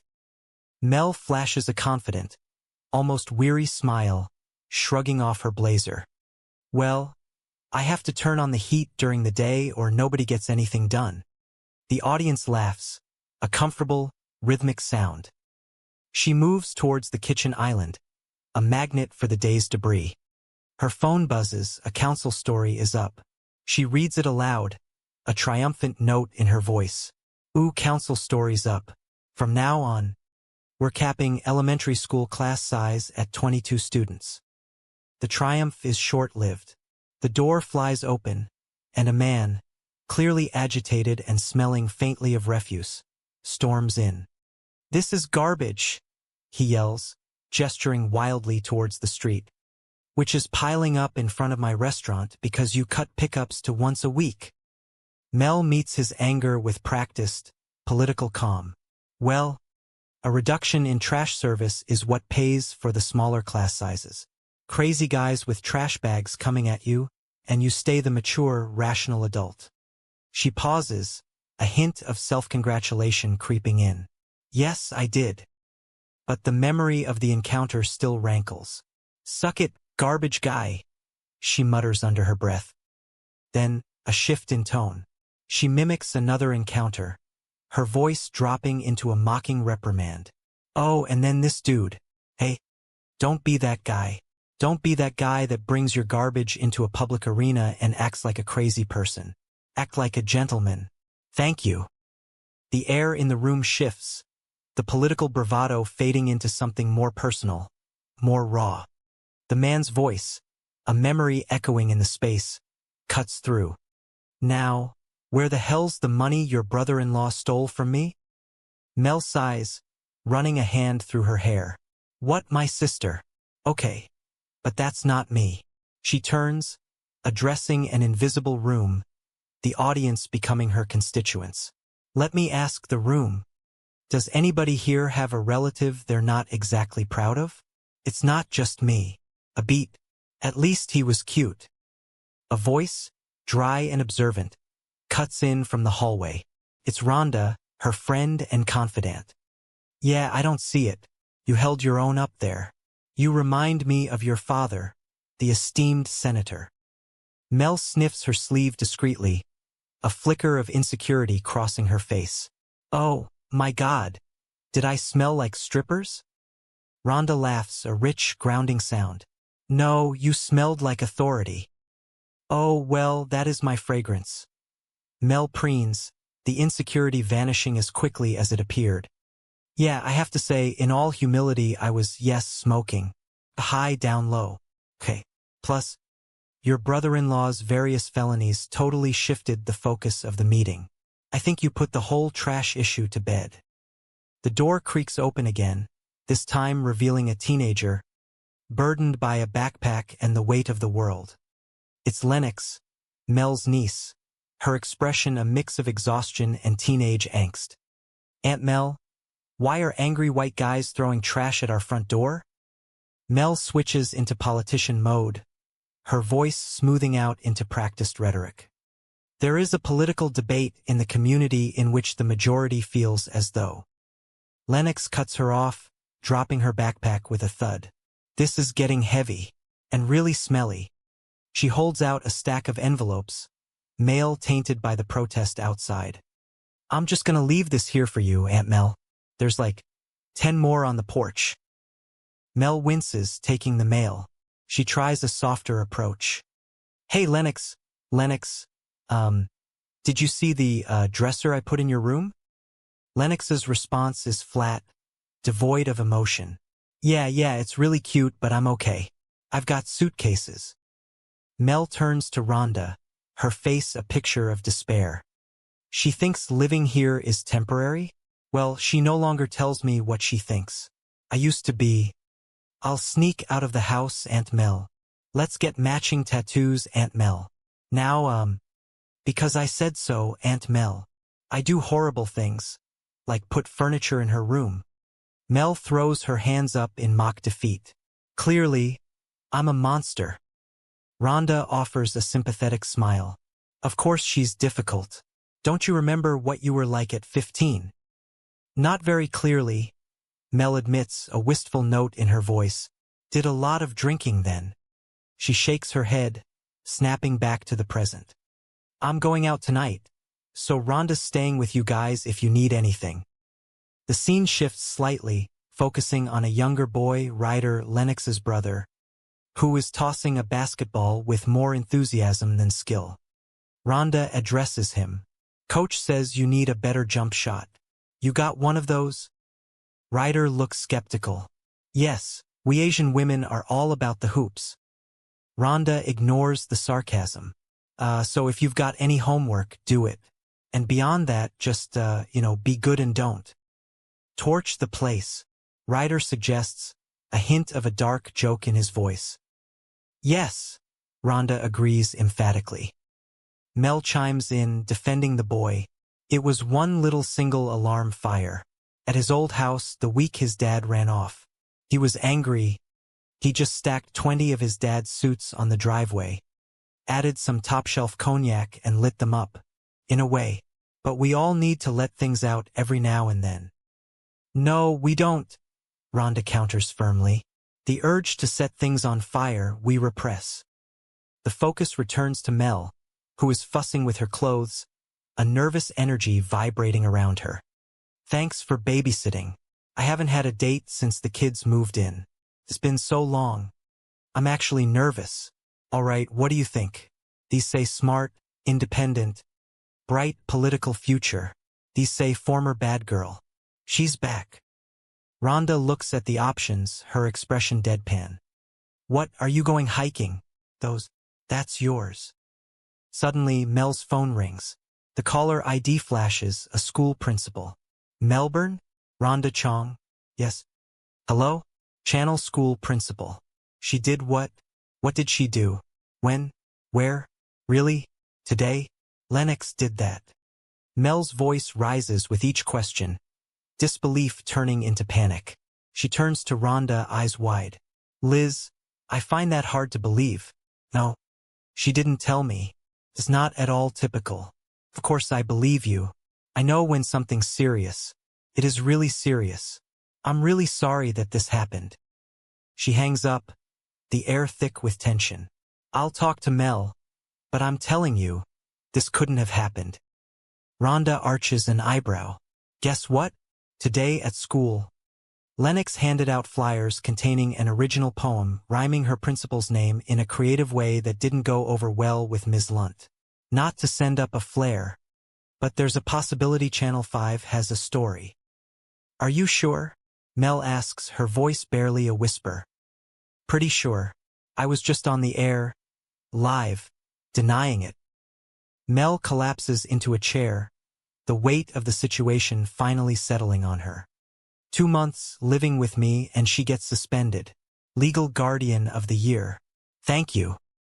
Rhonda, ever practical, offers a solution. I keep telling you, hire somebody, an organizer, professional. Those kids need structure and discipline and possibly electroshock therapy. And you, my dear, cannot do everything. Well, maybe not everything, Mel says, a spark of defiance returning. But I can certainly do this. It's just a matter of going up there and setting that girl straight. I haven't moved yet, have I? The question hangs in the air, a poignant reminder of the chaos that has engulfed her life. Why isn't my sister here to discipline her own daughter? She asks, the rhetorical question laced with bitterness. Because she's locked up in federal prison. The scene shifts again, finding Mel in the hallway, staring at a framed photograph. Lennox approaches, wary. Mel points to the picture. Remember you and me at the Fall Out Boy concert? I just found this old picture. Oh, you mean the one that was hanging very obviously in the hallway outside the door? Lennox replies, her tone thick with teenage sarcasm. Not obviously. Affectionately, Mel corrects gently. That was some night, huh? Fall Out Boy. Woohoo. Where are we going with this? Lennox asks, crossing her arms. I was just remembering the good times, you know? Mel says, trying to bridge the gap. When we shared, told each other things, important things, that happened. Today. Lennox sighs, seeing through the tactic. Oh, come on. You didn't think I got suspended with something you might share? Okay, I will share this. Miss Lent is a fascist. Why couldn't you have called her that? Mel asks, exasperated. Instead of, you know. Well, I never got in trouble at my old school, Lennox points out defensively. That's because your parents bought the indoor pool, Mel counters. It didn't even have a spa. Like, what's up with that? Whatever. Mel takes a deep breath, shifting gears. Look, Miss Lent is expecting an apology. You and I have an appointment down in her office at 3 o'clock tomorrow. Great. You let me know how that goes. Lennox says dismissively, turning to leave. Lennox, until you talk to her, you can't go back to school. Oh, well, guess I'm not going back to school. Of course you are. Mel insists, her voice rising. This is your education. Nothing is more important. Just then, the doorbell rings. Mel's face lights up. Oh, that's my date. She points a finger at Lennox. Oh, I have more to say. You just stay right there. Stay. She opens the door, a smile plastered on her face, only to find the angry man from the council meeting standing there. Her face falls. Oh, gross. I was expecting my date. The man looks sheepish, the anger replaced by a weary desperation. I'll be quick. I was a jackass down at City Hall. I never should have crashed your meeting asking where your brother-in-law was. That was wrong. And I just wanted to come here and say that I'm sorry. Bolivia. Mel shouts suddenly, making the man jump. Louis is in Bolivia, isn't he? You just flinched, the man points out. I flinched because you shouted Bolivia. Okay. People in Bolivia flinched. The man runs a hand over his face. Look, I don't know where the hell he is. Now get lost and leave me alone. Before the situation can escalate, a handsome man, impeccably dressed and smelling vaguely of expensive cologne, steps up to the porch. Hi, Griffin. Mel greets him, a mixture of relief and frustration washing over her. Hey, don't you look nice and smell handsome? Who's this guy? Oh, no guy. I'm A. The angry man trails off. Mel turns to her date, her voice a rush of apologies. Look, Griffin, I know you've waited a long time for this date, and so have I. Look, great. Look, I have a niece in crisis, and I really want to go on this date, but, you know, I have to spend some time with her, and I so want to be spending time with you, but, man, you smell great. Look, I'm really excited to buy this date. I just can't go on it, so let me do this. There. She hands him something, a token, a promise, and steps back. That should hold you for a few weeks. Maybe more. We just don't know. Wow, that's a whole bucket of gravy. The date leaves, confused but placated. Mel turns back to the angry man, her patience wearing thin. A woman, sharp and professional looking, steps up behind him. It's the nanny agency representative. Hi, Rhonda. I know I'm late, Mel says, addressing her friend who has reappeared. Really? That late? Rhonda asks. Yes, I filled out the paperwork for the nanny agency. It's right here. Mel holds up a form. No kidding. I'm late. The angry man interrupts. You should have said that before. Oh, dear God. Relax. It's a happy visit today. May I? The man gestures to enter. No, Mel says firmly. So I found the city budget online last night, and I went through it. Here's a thought. The cash in the general fund that's just sitting there? Hire me and I'll double your rate of return. That way, you'll have enough money for smaller class sizes and extra garbage pickups. And pie for everyone. Mel stares at him, dumbfounded. That sounds like a great plan, and I'd sign up immediately if you weren't a complete lunatic. Joseph Longo is not a lunatic, the man declares, a hint of pride in his voice. Joe Longo? You're Joe Longo. The name registers with Mel, a shock of recognition. You ran Lewis's commodities division. You made him millions. Legitimate millions, yeah. Your bastard brother-in-law pissed away. Sorry. Happy visit, Joe says, trying a smile that looks more like a grimace. Yeah, you went all Bolivia there for a minute, Mel observes. Yeah, so what do you think? Maybe you could get me a job downtown? Mel shakes her head. There's a hiring freeze. I'm really sorry you lost your job. Yeah, that's old news, Joe says, his voice flat. Yesterday, I lost my condo. Yeah, well, I really need to. And now they're about to repossess my car. He pauses, a wry smile playing on his lips. Oh, but here is the morning's big headline. The adorable Mrs. Longo has decamped to her mother's house. Oh God, I'm really gonna miss that car. How can I put this nicely? Mel starts, her tone laced with a mix of sympathy and exasperation. I've got my own problems. So you're not gonna help me? Do you live in my district? Now that I'm living in my car, yeah. Mel sighs, the weight of her responsibilities crashing down again. Look, I've got meetings, a trash revolt, a kid on the brink, and I'm in desperate need of professional help. For the household, not me. You're not gonna find anybody this way, Joe observes, looking around the chaotic living room. This salary sucks. It's living, Mel defends. It includes meals, which she'll be cooking because otherwise people will starve. She? It has to be a woman? Only, vagina Americans need apply. Mel rolls her eyes. Personal question, did your hair get sick of you and leave? This is a choice. She throws her hands up. All right, all right, all right. Look, look, look, look. We both know that's a lowball offer. All right, so come on. What's your top number there? That is my top number, Joe says firmly. All right, you gotta deal with it. I can't start till Monday. Who offered you a job? All right, I can start today. I'm just gonna have to, move a few things around. Mostly my car. Tuesday's street cleaning. Isn't it? You do know we're talking about a nanny here, right? Mel asks, disbelief evident in her voice. There are children involved. You ever work with kids? Are you kidding? Joe scoffs. Right out of college. I ran a youth center downtown. I was in charge of 50 teenagers. Cooked them meals. Helped them with their homework. I was Charles Friggin in charge. Mel stares at him, weighing her desperate situation against the absurdity of the offer. Yeah, you're perfect. There's just one little detail.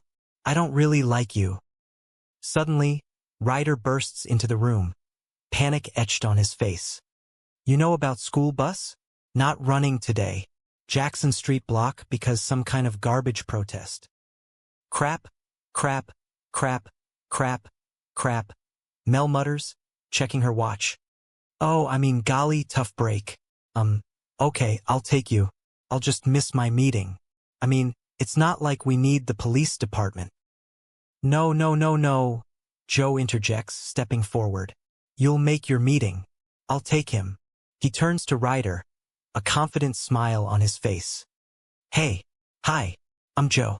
See that Porsche out there? Yeah, it's mine. For 10 more days. Sweet. I don't know if that's your... Oh, screw it. Buckle up. As Joe and Ryder leave, Mel turns to Rhonda, her expression a mix of shock and amusement. Isn't that the cute yelling guy from yesterday? Yeah, he's a homeless commodities trader. He's taking care of the kids. Rhonda raises an eyebrow. How high do I sound right now? Bottom line, she sounds great. The perfect nanny. Mel says, trying to convince herself as much as Rhonda. You were right. I can't do this alone.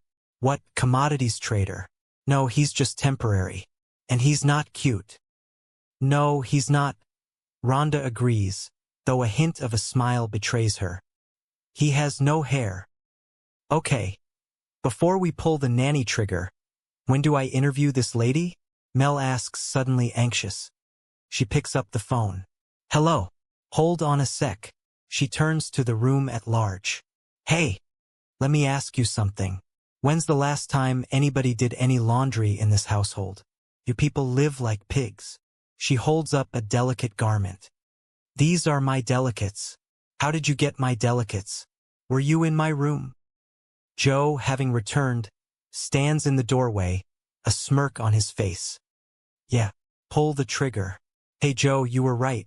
I should have that sandwich now. The scene shifts to later in the day. Mel arrives home to find Ryder sitting at the kitchen table, furiously writing. Joe is leaning against the counter, an air of relaxed authority about him. Hey Mel, Joe greets her. He turns to Ryder. All right, get back up there. What is he doing home in the middle of the day? Mel demands, her voice rising in panic. His history paper. What? All right. Pack the veins back in your forehead. Joe says calmly. I took the kid to school, right? And he tells me he doesn't have his history paper. So we drive back here to get it. And then he tells me he didn't exactly write it. And I said, well, you better exactly write it because it's due today. So he's up there writing it now.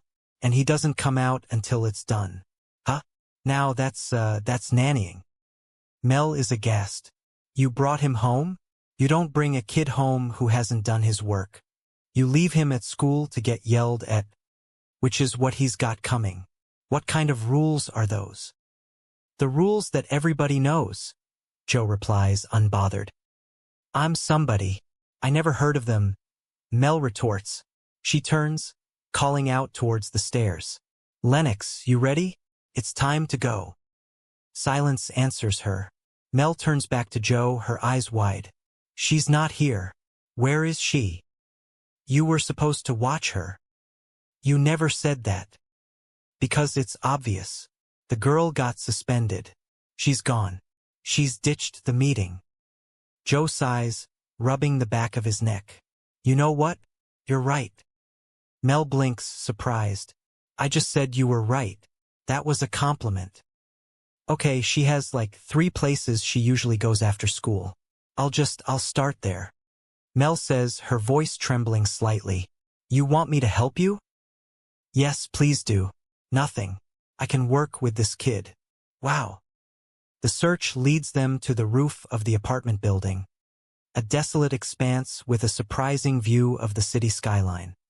Lennox is sitting on the edge, her legs dangling over the side, staring out at the urban sprawl. Joe approaches her slowly, his tone cautious but conversational. Is this where you come for your adolescent brooding? You come up here to turn me in. Lennox doesn't look at him. It's not really my style. What is your style? Outlaw, cast out by the power brokers, forced to live a life in the city. Joe chuckles softly. Oh, kind of like Batman if he'd been demoted to a nanny. Nice. He pauses, letting the silence stretch between them for a moment. Aren't you supposed to be at a meeting at your principal's office right now? Why should I? Lennox snaps, finally turning to face him. Her eyes are bright with unshed tears and defiance. Crap goes on there all the time. Ms. Lent fires the music teacher, completely gets rid of the band, and everybody's afraid to talk about it. I'm tired of life being unfair. How about for once it just be fair? Joe's expression softens. He recognizes the pain beneath the anger. I'd be upset too, if my mom and dad bailed on me. Lennox bristles. You're talking about Ms. Lent. You say so. You don't know anything about me. You're right, I don't. Joe agrees evenly. But what I really don't know about you is why you're taking this all out on your aunt. Because she's the only person who hasn't bailed on you. Lennox looks away, her defiance crumbling slightly. Look, I know she can get a little skitsy at times. All times. But since we're talking about fair, Joe continues, his voice gentle but firm. Do you really think it's fair that she has to go down to your school all alone and eat your big bowl of stink for something that she didn't do? Big bowl of stink? What is that? Lennox asks, a confused frown creasing her forehead. You'll know when you've eaten one, Joe says cryptically. He turns and begins to walk away, leaving Lennox alone with her thoughts. The scene shifts to the imposing office of Ms. Lent, the school principal. Mel sits uncomfortably in a chair across from the formidable woman. Any sign of our Lennox? Ms. Lent asks, her voice tight with disapproval. Oh, Ms. Lent, look, I know what Lennox did was bad. Mel begins, trying to strike a conciliatory tone. Okay, really bad. But if any kid has the right to be upset about what life's handed her. Look, I'm not trying to excuse Lennox, I'm just saying, if I was Lennox, I probably would have done worse by now. In fact, I did. Ms. Lent sighs, adjusting her glasses. This is pointless without Lennox. Why don't we just reschedule? You think you can manage to find her by, say, tomorrow afternoon? Oh, tomorrow's city council sessions all day. Mel stammers, anxiety rising in her chest. But we take lunch 12 to 1. I don't know when you break. Ms. Burke. Ms. Lent interrupts, her tone sharp. Parenting doesn't fit into nice little schedule boxes. You know, it might be helpful to look not just at what Lennox is doing, but at the job you're doing. Before Mel can respond, the office door opens and Lennox walks in, her expression guarded but determined. She's doing okay, Lennox says quietly, taking the empty seat next to Mel. Hey! I'm sorry I'm late, Lennox continues, her voice steady. And I'm sorry about the other day with the poem. And I'm sorry about the stuff that I said. I was mad. And apparently not really at you. But there's no need to blame my aunt. She's been getting enough of that for me. You know, at least she's trying. She turns to Ms. Lent, meeting her gaze steadily. Okay, whatever. Let's just get to the stink-eating part. Ms. Lent looks confused. The what-eating part? Back at the apartment, Joe is attempting a clumsy dance move in the living room. Lennox watches him with a mixture of amusement and pity. All right, let's see what you got, Lennox says, trying not to laugh. Here's a thought. My hip young brother man. Try loosening up your knees a little bit. You're welcome. Joe stops, panting slightly. He looks at Lennox, his expression turning serious. I heard about all the crap you've been going through. You know, with your wife going broke, losing your car, your condo. I mean, how can you even walk? He stops, realizing his mistake. Oh, sorry. I didn't mean to. No, it's all right, Lennox says softly. I'm aware that my life is an abyss of inky black despair. Thanks for the pep talk, Joe says wryly. Hey, could you show me how to do that? Only if you taped it, Lennox replies, a genuine smile breaking through her previously sullen demeanor. I have no idea. The front door opens, and Mel walks in, looking exhausted but triumphant. Oh, I'm sorry. I'm sorry. I'm sorry. Your aunt. I meant your aunt. Hey, so I ate my whole big bowl of stink. I even went back for seconds.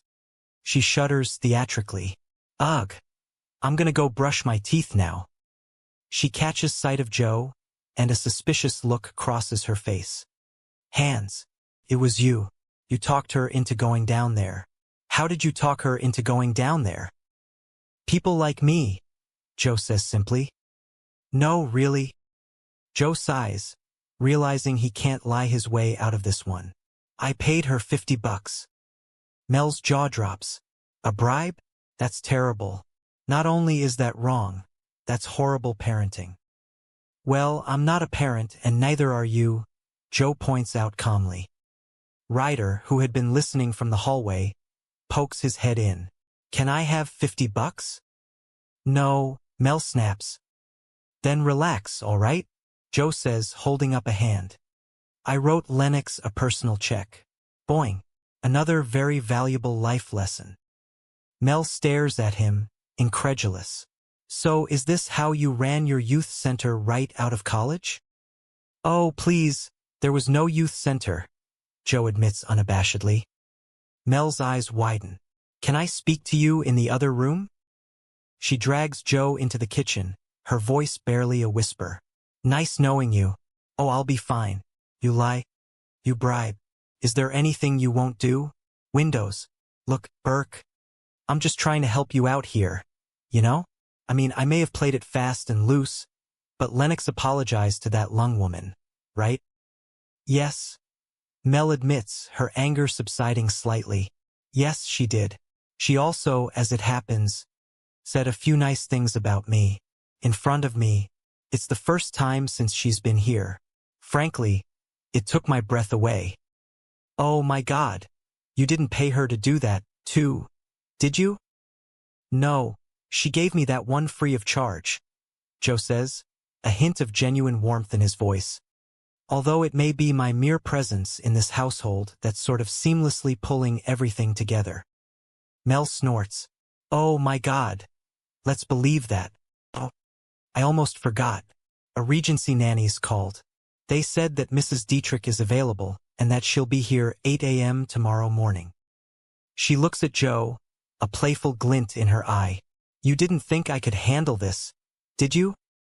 To be honest, no, Joe replies truthfully.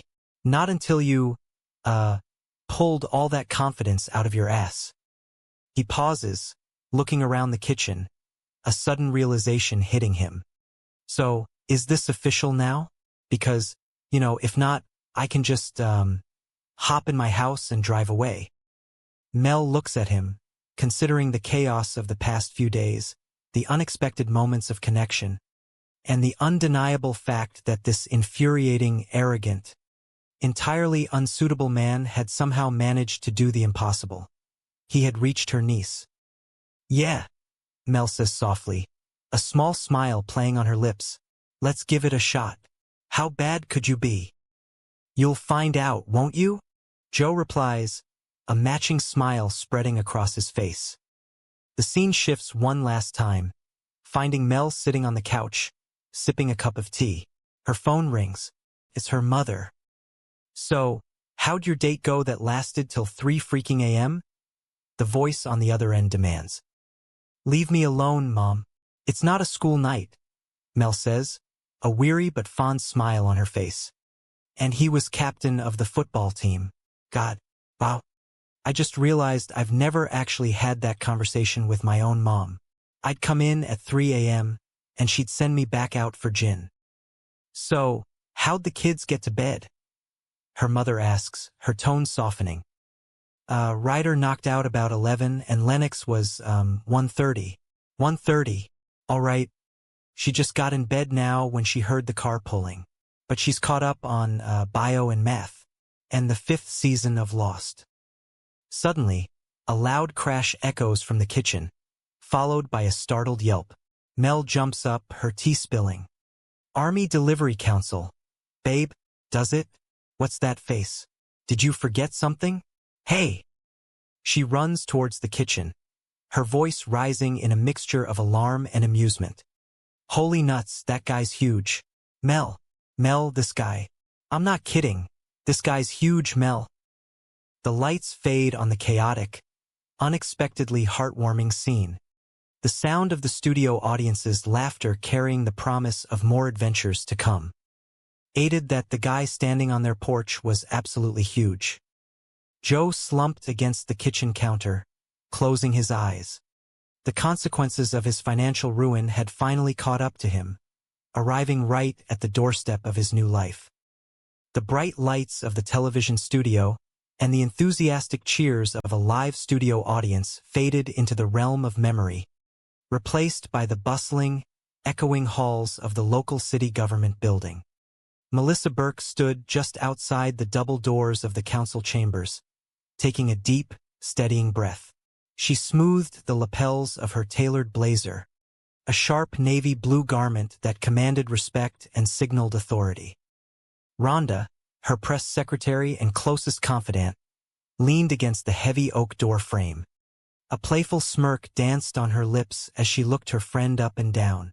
"Look at you," Rhonda teased, her voice a warm anchor amidst the political chaos swirling around them. Public servant by day, hottie by night. Melissa allowed herself a brief, genuine smile. The pressure of her job was immense, but she knew how to play the game. "Well," she replied, her tone perfectly balancing weariness and sharp determination, "I have to turn on the heat during the day or nobody gets anything done." They walked into the chambers together, ready to face the music. The room was packed, the air thick with community tension. Melissa took her seat at the center of the council table, tapping her pen against the wood as the session officially opened.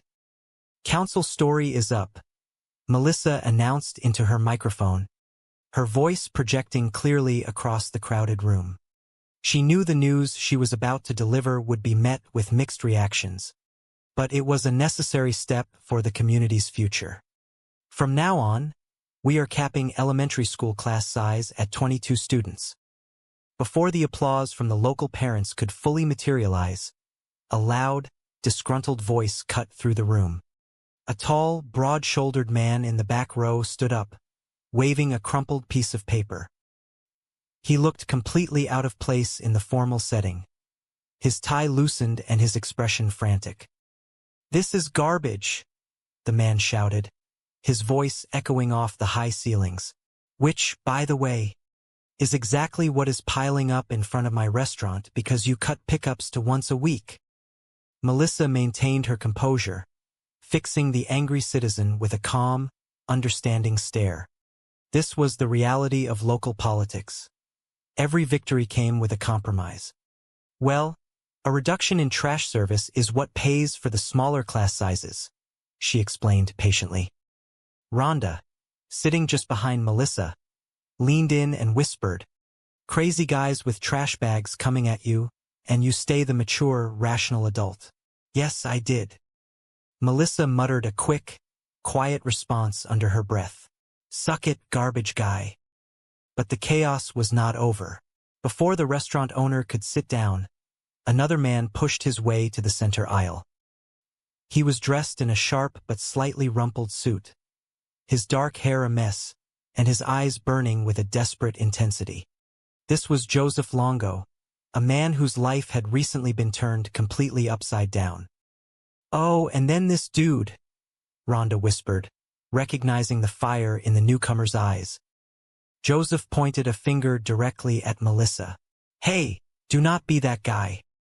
Melissa raised an eyebrow, asserting her authority. "Do not be that guy that brings your garbage into a public arena and acts like a crazy person. Act like a gentleman. Thank you." Joseph ignored her request for decorum. He had lost everything and he wanted answers.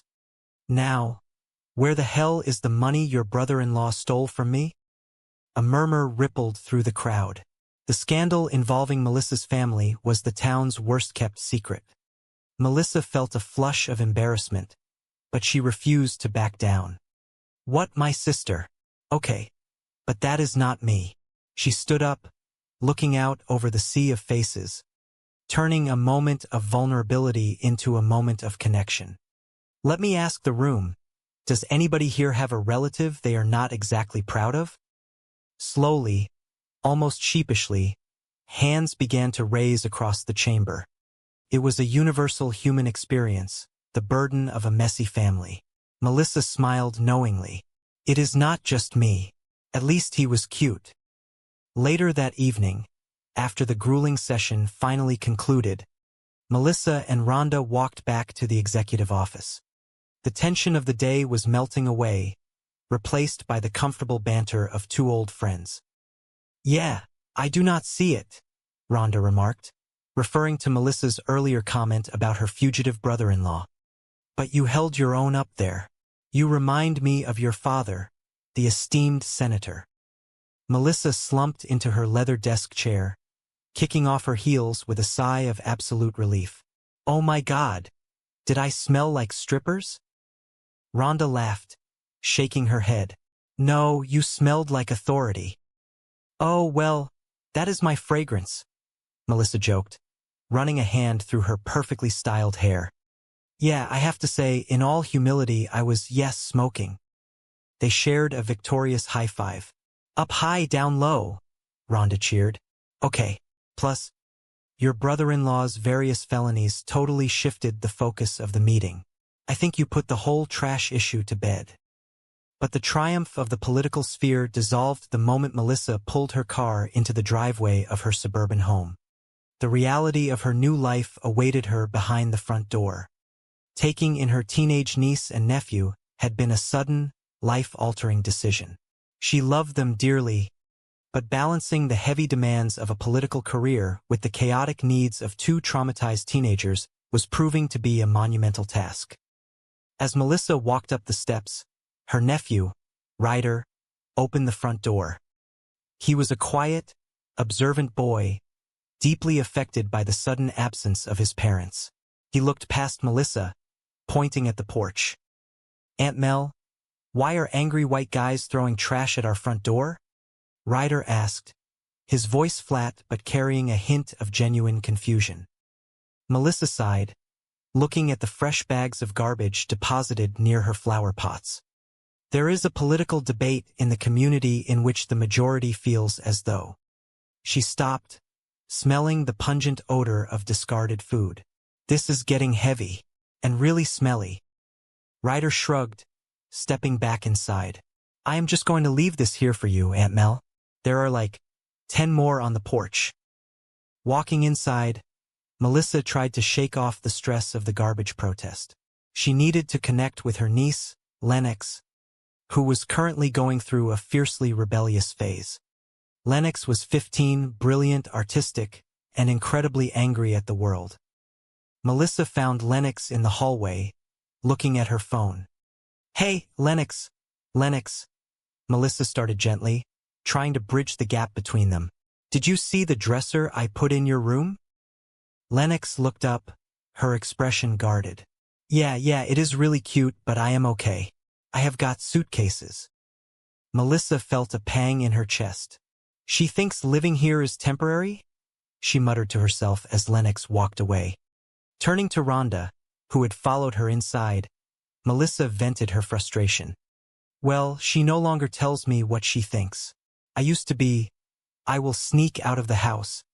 Aunt Mel, let us get matching tattoos. Aunt Mel. Now, because I said so, Aunt Mel, I do horrible things like put furniture in her room. Clearly, I am a monster. Rhonda offered a sympathetic smile. Of course she is difficult. Do you not remember what you were like at 15? Not very clearly, Melissa admitted with a self-deprecating chuckle. Did a lot of drinking then.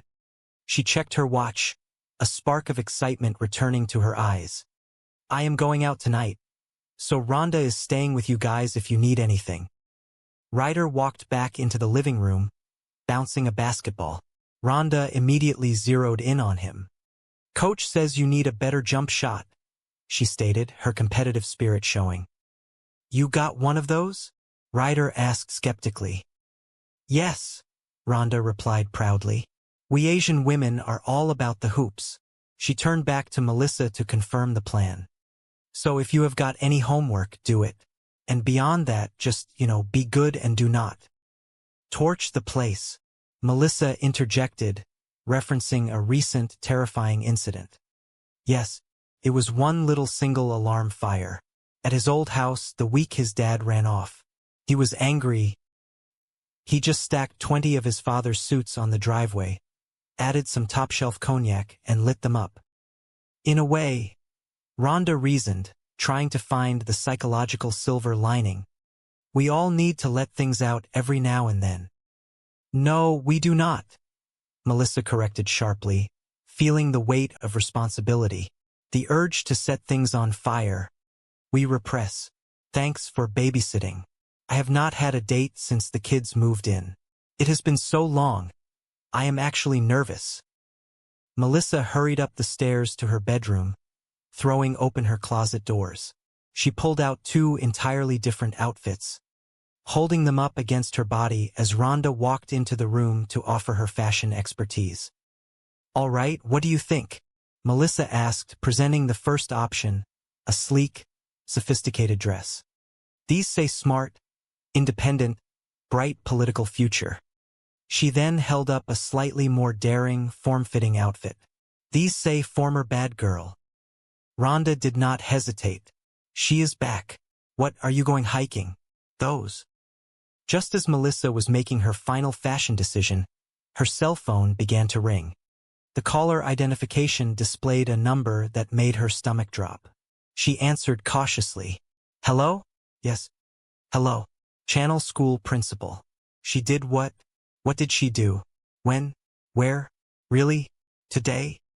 Melissa ended the call, her face pale. She slowly turned to Rhonda. Lennox did that. Liz, I find that hard to believe. No. She did not tell me. It is not at all typical. Of course I believe you. I know when something is serious. It is really serious. I am really sorry that this happened. I will talk to her. But I am telling you, this could not have happened. She hung up the phone completely, rubbing her temples. The reality of the situation was settling in. Guess what? Today at school, Lennox handed out flyers containing an original poem rhyming her principal's name in a creative way that did not go over well with Miss Lent. Not to send up a flare, but there is a possibility Channel 5 has a story. Are you sure? Rhonda asked, her political instincts kicking into high gear. Pretty sure, Melissa sighed, feeling a wave of exhaustion wash over her. I was just on the air, live, denying it. 2 months, living with me, and she gets suspended. Legal guardian of the year. Thank you. Rhonda placed a comforting hand on Melissa's shoulder. I keep telling you, hire somebody. An organizer. Professional. Those kids need structure and discipline. And possibly electroshock therapy. And you, my dear, cannot do everything. Well, maybe not everything, Melissa argued, her stubborn streak showing. But I can certainly do this. It is just a matter of going up there and setting that girl straight. She paused, looking around the room as if expecting an adult supervisor to step in. I have not moved yet, have I? Why is my sister not here to discipline her own daughter? Because she is locked up in federal prison, Rhonda reminded her gently. Melissa took a deep breath, marched down the hallway, and knocked firmly on Lennox's door. The door was covered in posters and photographs, a visual representation of her niece's vibrant, chaotic mind. Melissa pointed to a specific photograph taped near the door handle. Remember you and me at the Fall Out Boy concert? Melissa asked softly, trying to find common ground. I just found this old picture. Lennox opened the door, her expression defensive. Oh, you mean the one that was hanging very obviously in the hallway outside the door? Not obviously, Melissa corrected, forcing a warm tone. Affectionately, that was some night. Huh? Fall Out Boy. Woohoo. Where are we going with this? I was just remembering the good times. You know, when we shared, told each other things, important things, that happened, today. Lennox crossed her arms, leaning against her doorframe. Oh, come on. You did not think I got suspended with something you might share. Okay, I will share this. Lennox finally relented, her voice dripping with teenage angst. Miss Lent is a fascist. Melissa pinched the bridge of her nose. Why could you not have called her that, instead of, you know? Well, I never got in trouble at my old school, Lennox fired back, the pain of her uprooted life evident in her voice. That is because your parents bought the indoor pool, Melissa reminded her, trying to keep the conversation grounded in reality. It did not even have a spa, Lennox muttered, looking away. Like, what is up with that? Whatever. Melissa straightened her posture, adopting her most authoritative tone. Look, Miss Lent is expecting an apology. You and I have an appointment down in her office at 3 o'clock tomorrow. Lennox scoffed. Great, you let me know how that goes. Lennox, until you talk to her, you cannot go back to school. Oh, well, guess I am not going back to school, Lennox challenged, turning her back. Of course you are, Melissa insisted, her voice firm but loving. This is your education. Nothing is more important. Before the argument could escalate further, the doorbell chimed loudly downstairs.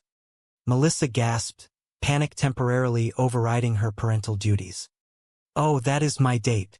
Oh, I have more to say. You just stay right there. I will. Stay. Oh, gross.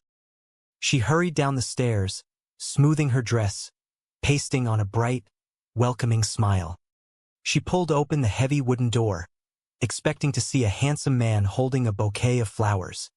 Instead, she found Joseph Longo standing on her porch. He looked entirely different from the angry, shouting man at the town hall. His shoulders were slumped. His suit looked like he had slept in it, and he carried an aura of profound defeat. I was expecting my date, Melissa said flatly, her smile vanishing instantly. I will be quick, Joseph began, his voice gravelly and quiet. He shifted his weight awkwardly, clearly uncomfortable with the vulnerability of the moment. I was a jackass down at City Hall. I never should have crashed your meeting asking where your brother-in-law was. That was wrong. And I just wanted to come here and say that I am sorry. Melissa crossed her arms, still wary. Bolivia. Louis is in Bolivia, is he not? Joseph flinched visibly, his hands twitching at his sides. You just flinched? Melissa noted, her eyes narrowing. I flinched because you shouted Bolivia. Joseph defended himself, though the excuse sounded incredibly weak. Okay. People in Bolivia flinched. He ran a hand over his face, a gesture of pure exhaustion. Look, I do not know where the hell he is. Now get lost and leave me alone. Before Melissa could respond to his sudden change in tone, a sleek, expensive car pulled into the driveway. A sharply dressed man stepped out, walking briskly toward the porch. This was Griffin, her actual date. Hi, Griffin, Melissa greeted him, trying to salvage the evening. Hey, do you not look nice and smell handsome? Griffin glanced at Joseph, confusion crossing his handsome features. Who is this guy? Oh, no guy, Joseph muttered, stepping back into the shadows of the porch. IMA. Melissa turned her attention entirely to Griffin, her heart heavy with the weight of her responsibilities. She looked at him, truly looked at him, and realized she could not do this. She could not pretend everything was fine while her family was falling apart inside the house. Look, Griffin, Melissa started, her voice softening with genuine regret. I know you have waited a long time for this date, and so have I. I mean, look, great, look.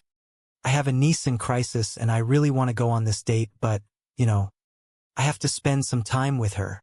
And I so want to be spending time with you. But, man, you smell great. Griffin blinked, clearly taken aback but trying to remain a gentleman. Look, I am really excited about this date. I just cannot go on it, Melissa confessed, the guilt washing over her. So let me do this. She leaned forward and gave him a gentle, lingering kiss on the cheek. There. That should hold you for a few weeks, maybe more. We just do not know. Griffin touched his cheek, a bewildered smile forming. Wow, that is a whole bucket of gravy. He nodded slowly, backing down the porch steps. I will call you. As Griffin drove away, Melissa stood on the porch, feeling a mixture of relief and profound disappointment. She turned to go back inside, only to realize Joseph was still standing there, watching the entire exchange. Hi, Rhonda, Melissa called out as she walked back into the living room, ignoring the man trailing behind her. I know I am late. Rhonda was sitting on the sofa, flipping through a thick binder. Really? That late? Yes, I filled out the paperwork for the nanny agency. It is right here. No kidding, Melissa muttered, rubbing her tired eyes. I am late? You should have said that before. Oh dear God. Relax.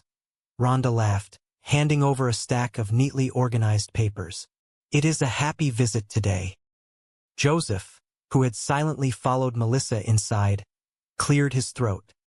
He looked around the beautifully decorated, albeit messy, living room. He saw an opportunity, a desperate lifeline in a sea of disaster. May I? Joseph asked, stepping forward. Melissa looked at him, bewildered by his persistence. No. Joseph ignored her refusal, his business instincts taking over. So I found the city budget online last night, and I went through it. Here is a thought. The cash in the general fund that is just sitting there? Hire me and I will double your rate of return. That way, you will have enough money for smaller class sizes and extra garbage pickups. He offered a small, hopeful smile. And pie for everyone. Melissa stared at him, genuinely impressed despite herself. That sounds like a great plan, and I would sign up immediately if you were not a complete lunatic. Joseph Longo is not a lunatic, he stated firmly, reclaiming his dignity. Rhonda looked up from her papers, her eyes widening in recognition. Joe Longo? You are Joe Longo? You ran Lewis's commodities division. You made him millions. Legitimate millions, yeah. Your bastard brother-in-law pissed away. Joseph finished the sentence, the bitterness bleeding back into his voice. He caught himself, realizing he was burning the very bridge he was trying to build. Sorry. Happy visit.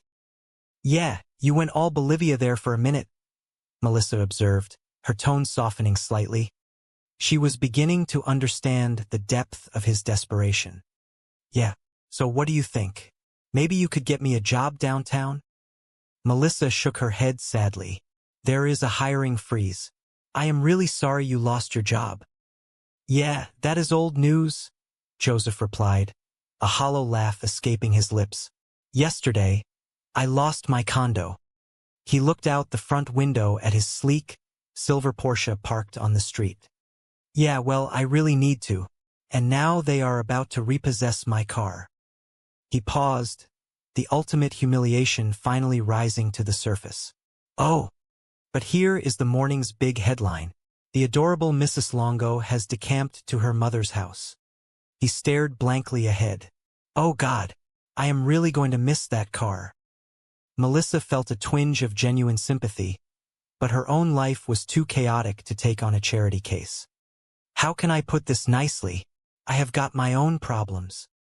So you are not going to help me?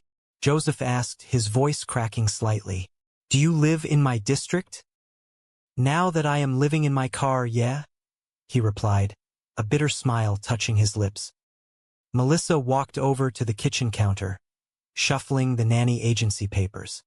Look, I have got meetings, a trash revolt, a kid on the brink, and I am in desperate need of professional help. For the household, not me.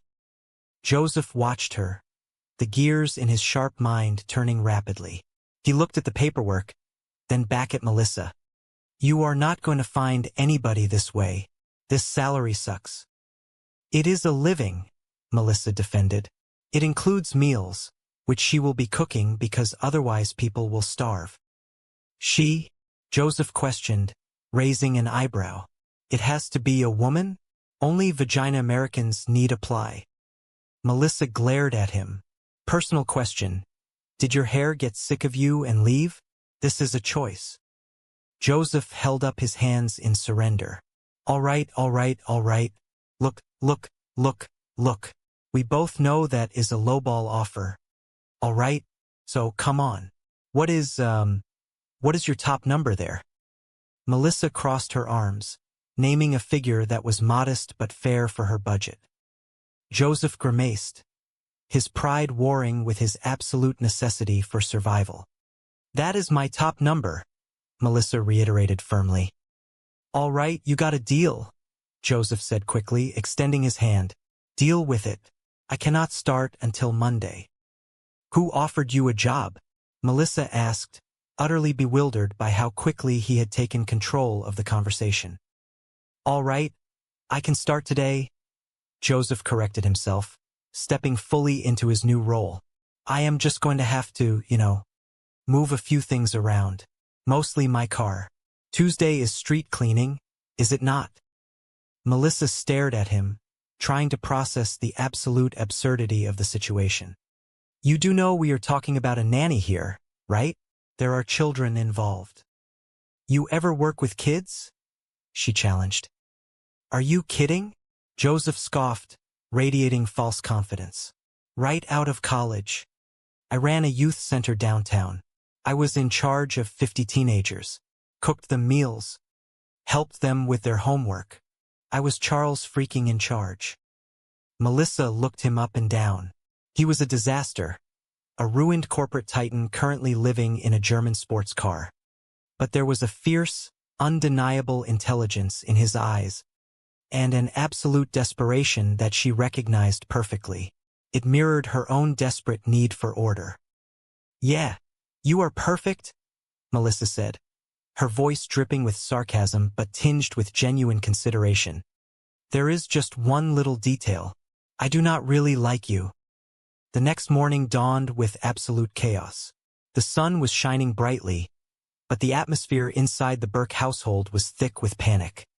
Melissa was rushing down the stairs, her hair half-styled, struggling to put on an earring while balancing a cup of hot coffee.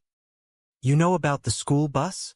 Ryder called out from the kitchen, sounding entirely unbothered. Not running today. Jackson Street block because some kind of garbage protest. Crap, crap, crap, crap, crap, Melissa chanted, nearly spilling her coffee as she rushed into the kitchen. She looked at Ryder, who was calmly eating a bowl of cereal. Oh, I mean, golly, tough break. Okay, I will take you. She checked her watch, her heart sinking. She had a crucial meeting with the mayor in 20 minutes. I will just miss my meeting. I mean, it is not like we need the police department. Suddenly, the back door opened, and Joseph stepped into the kitchen. He was wearing the exact same suit from the night before, but he carried an air of determined authority. He had spent the night sleeping in his car parked outside, waking up early to intercept the morning routine. No, no, no, no, Joseph said smoothly, taking the car keys from the kitchen counter. You will make your meeting. I will take him. Ryder looked up from his cereal, his eyes wide. Hey! Hi, I am Joe. He introduced himself, extending a hand to the teenager. He pointed out the window toward the street. See that Porsche out there? Yeah. It is mine. For 10 more days. Sweet. I do not know if that is your. Oh, screw it. Buckle up. Melissa watched in stunned silence as Joseph ushered her nephew out the door. She turned to Rhonda, who had just walked in through the front door with a box of pastries. Is that not the cute yelling guy from yesterday? Rhonda asked, her eyes following the silver car as it pulled away from the curb. Yeah, Melissa replied, her voice trembling slightly with disbelief. He is a homeless commodities trader. He is taking care of the kids. She brought her hands to her face, rubbing her eyes. How high do I sound right now? Rhonda patted her arm reassuringly. Bottom line, she sounds great. The perfect nanny. You were right.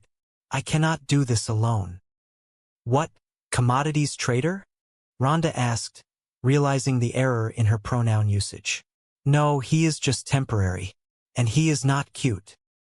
No, he is not, Melissa lied smoothly. He has no hair. Despite her reservations, Melissa managed to make her meeting. When she returned home hours later, she expected to find the house in ruins. Instead, she found the living room surprisingly quiet. She walked toward the stairs, intending to call the nanny agency again. Okay, before we pull the nanny trigger, Melissa said aloud to herself, pulling out her phone. When do I interview this lady? She dialed the number for the agency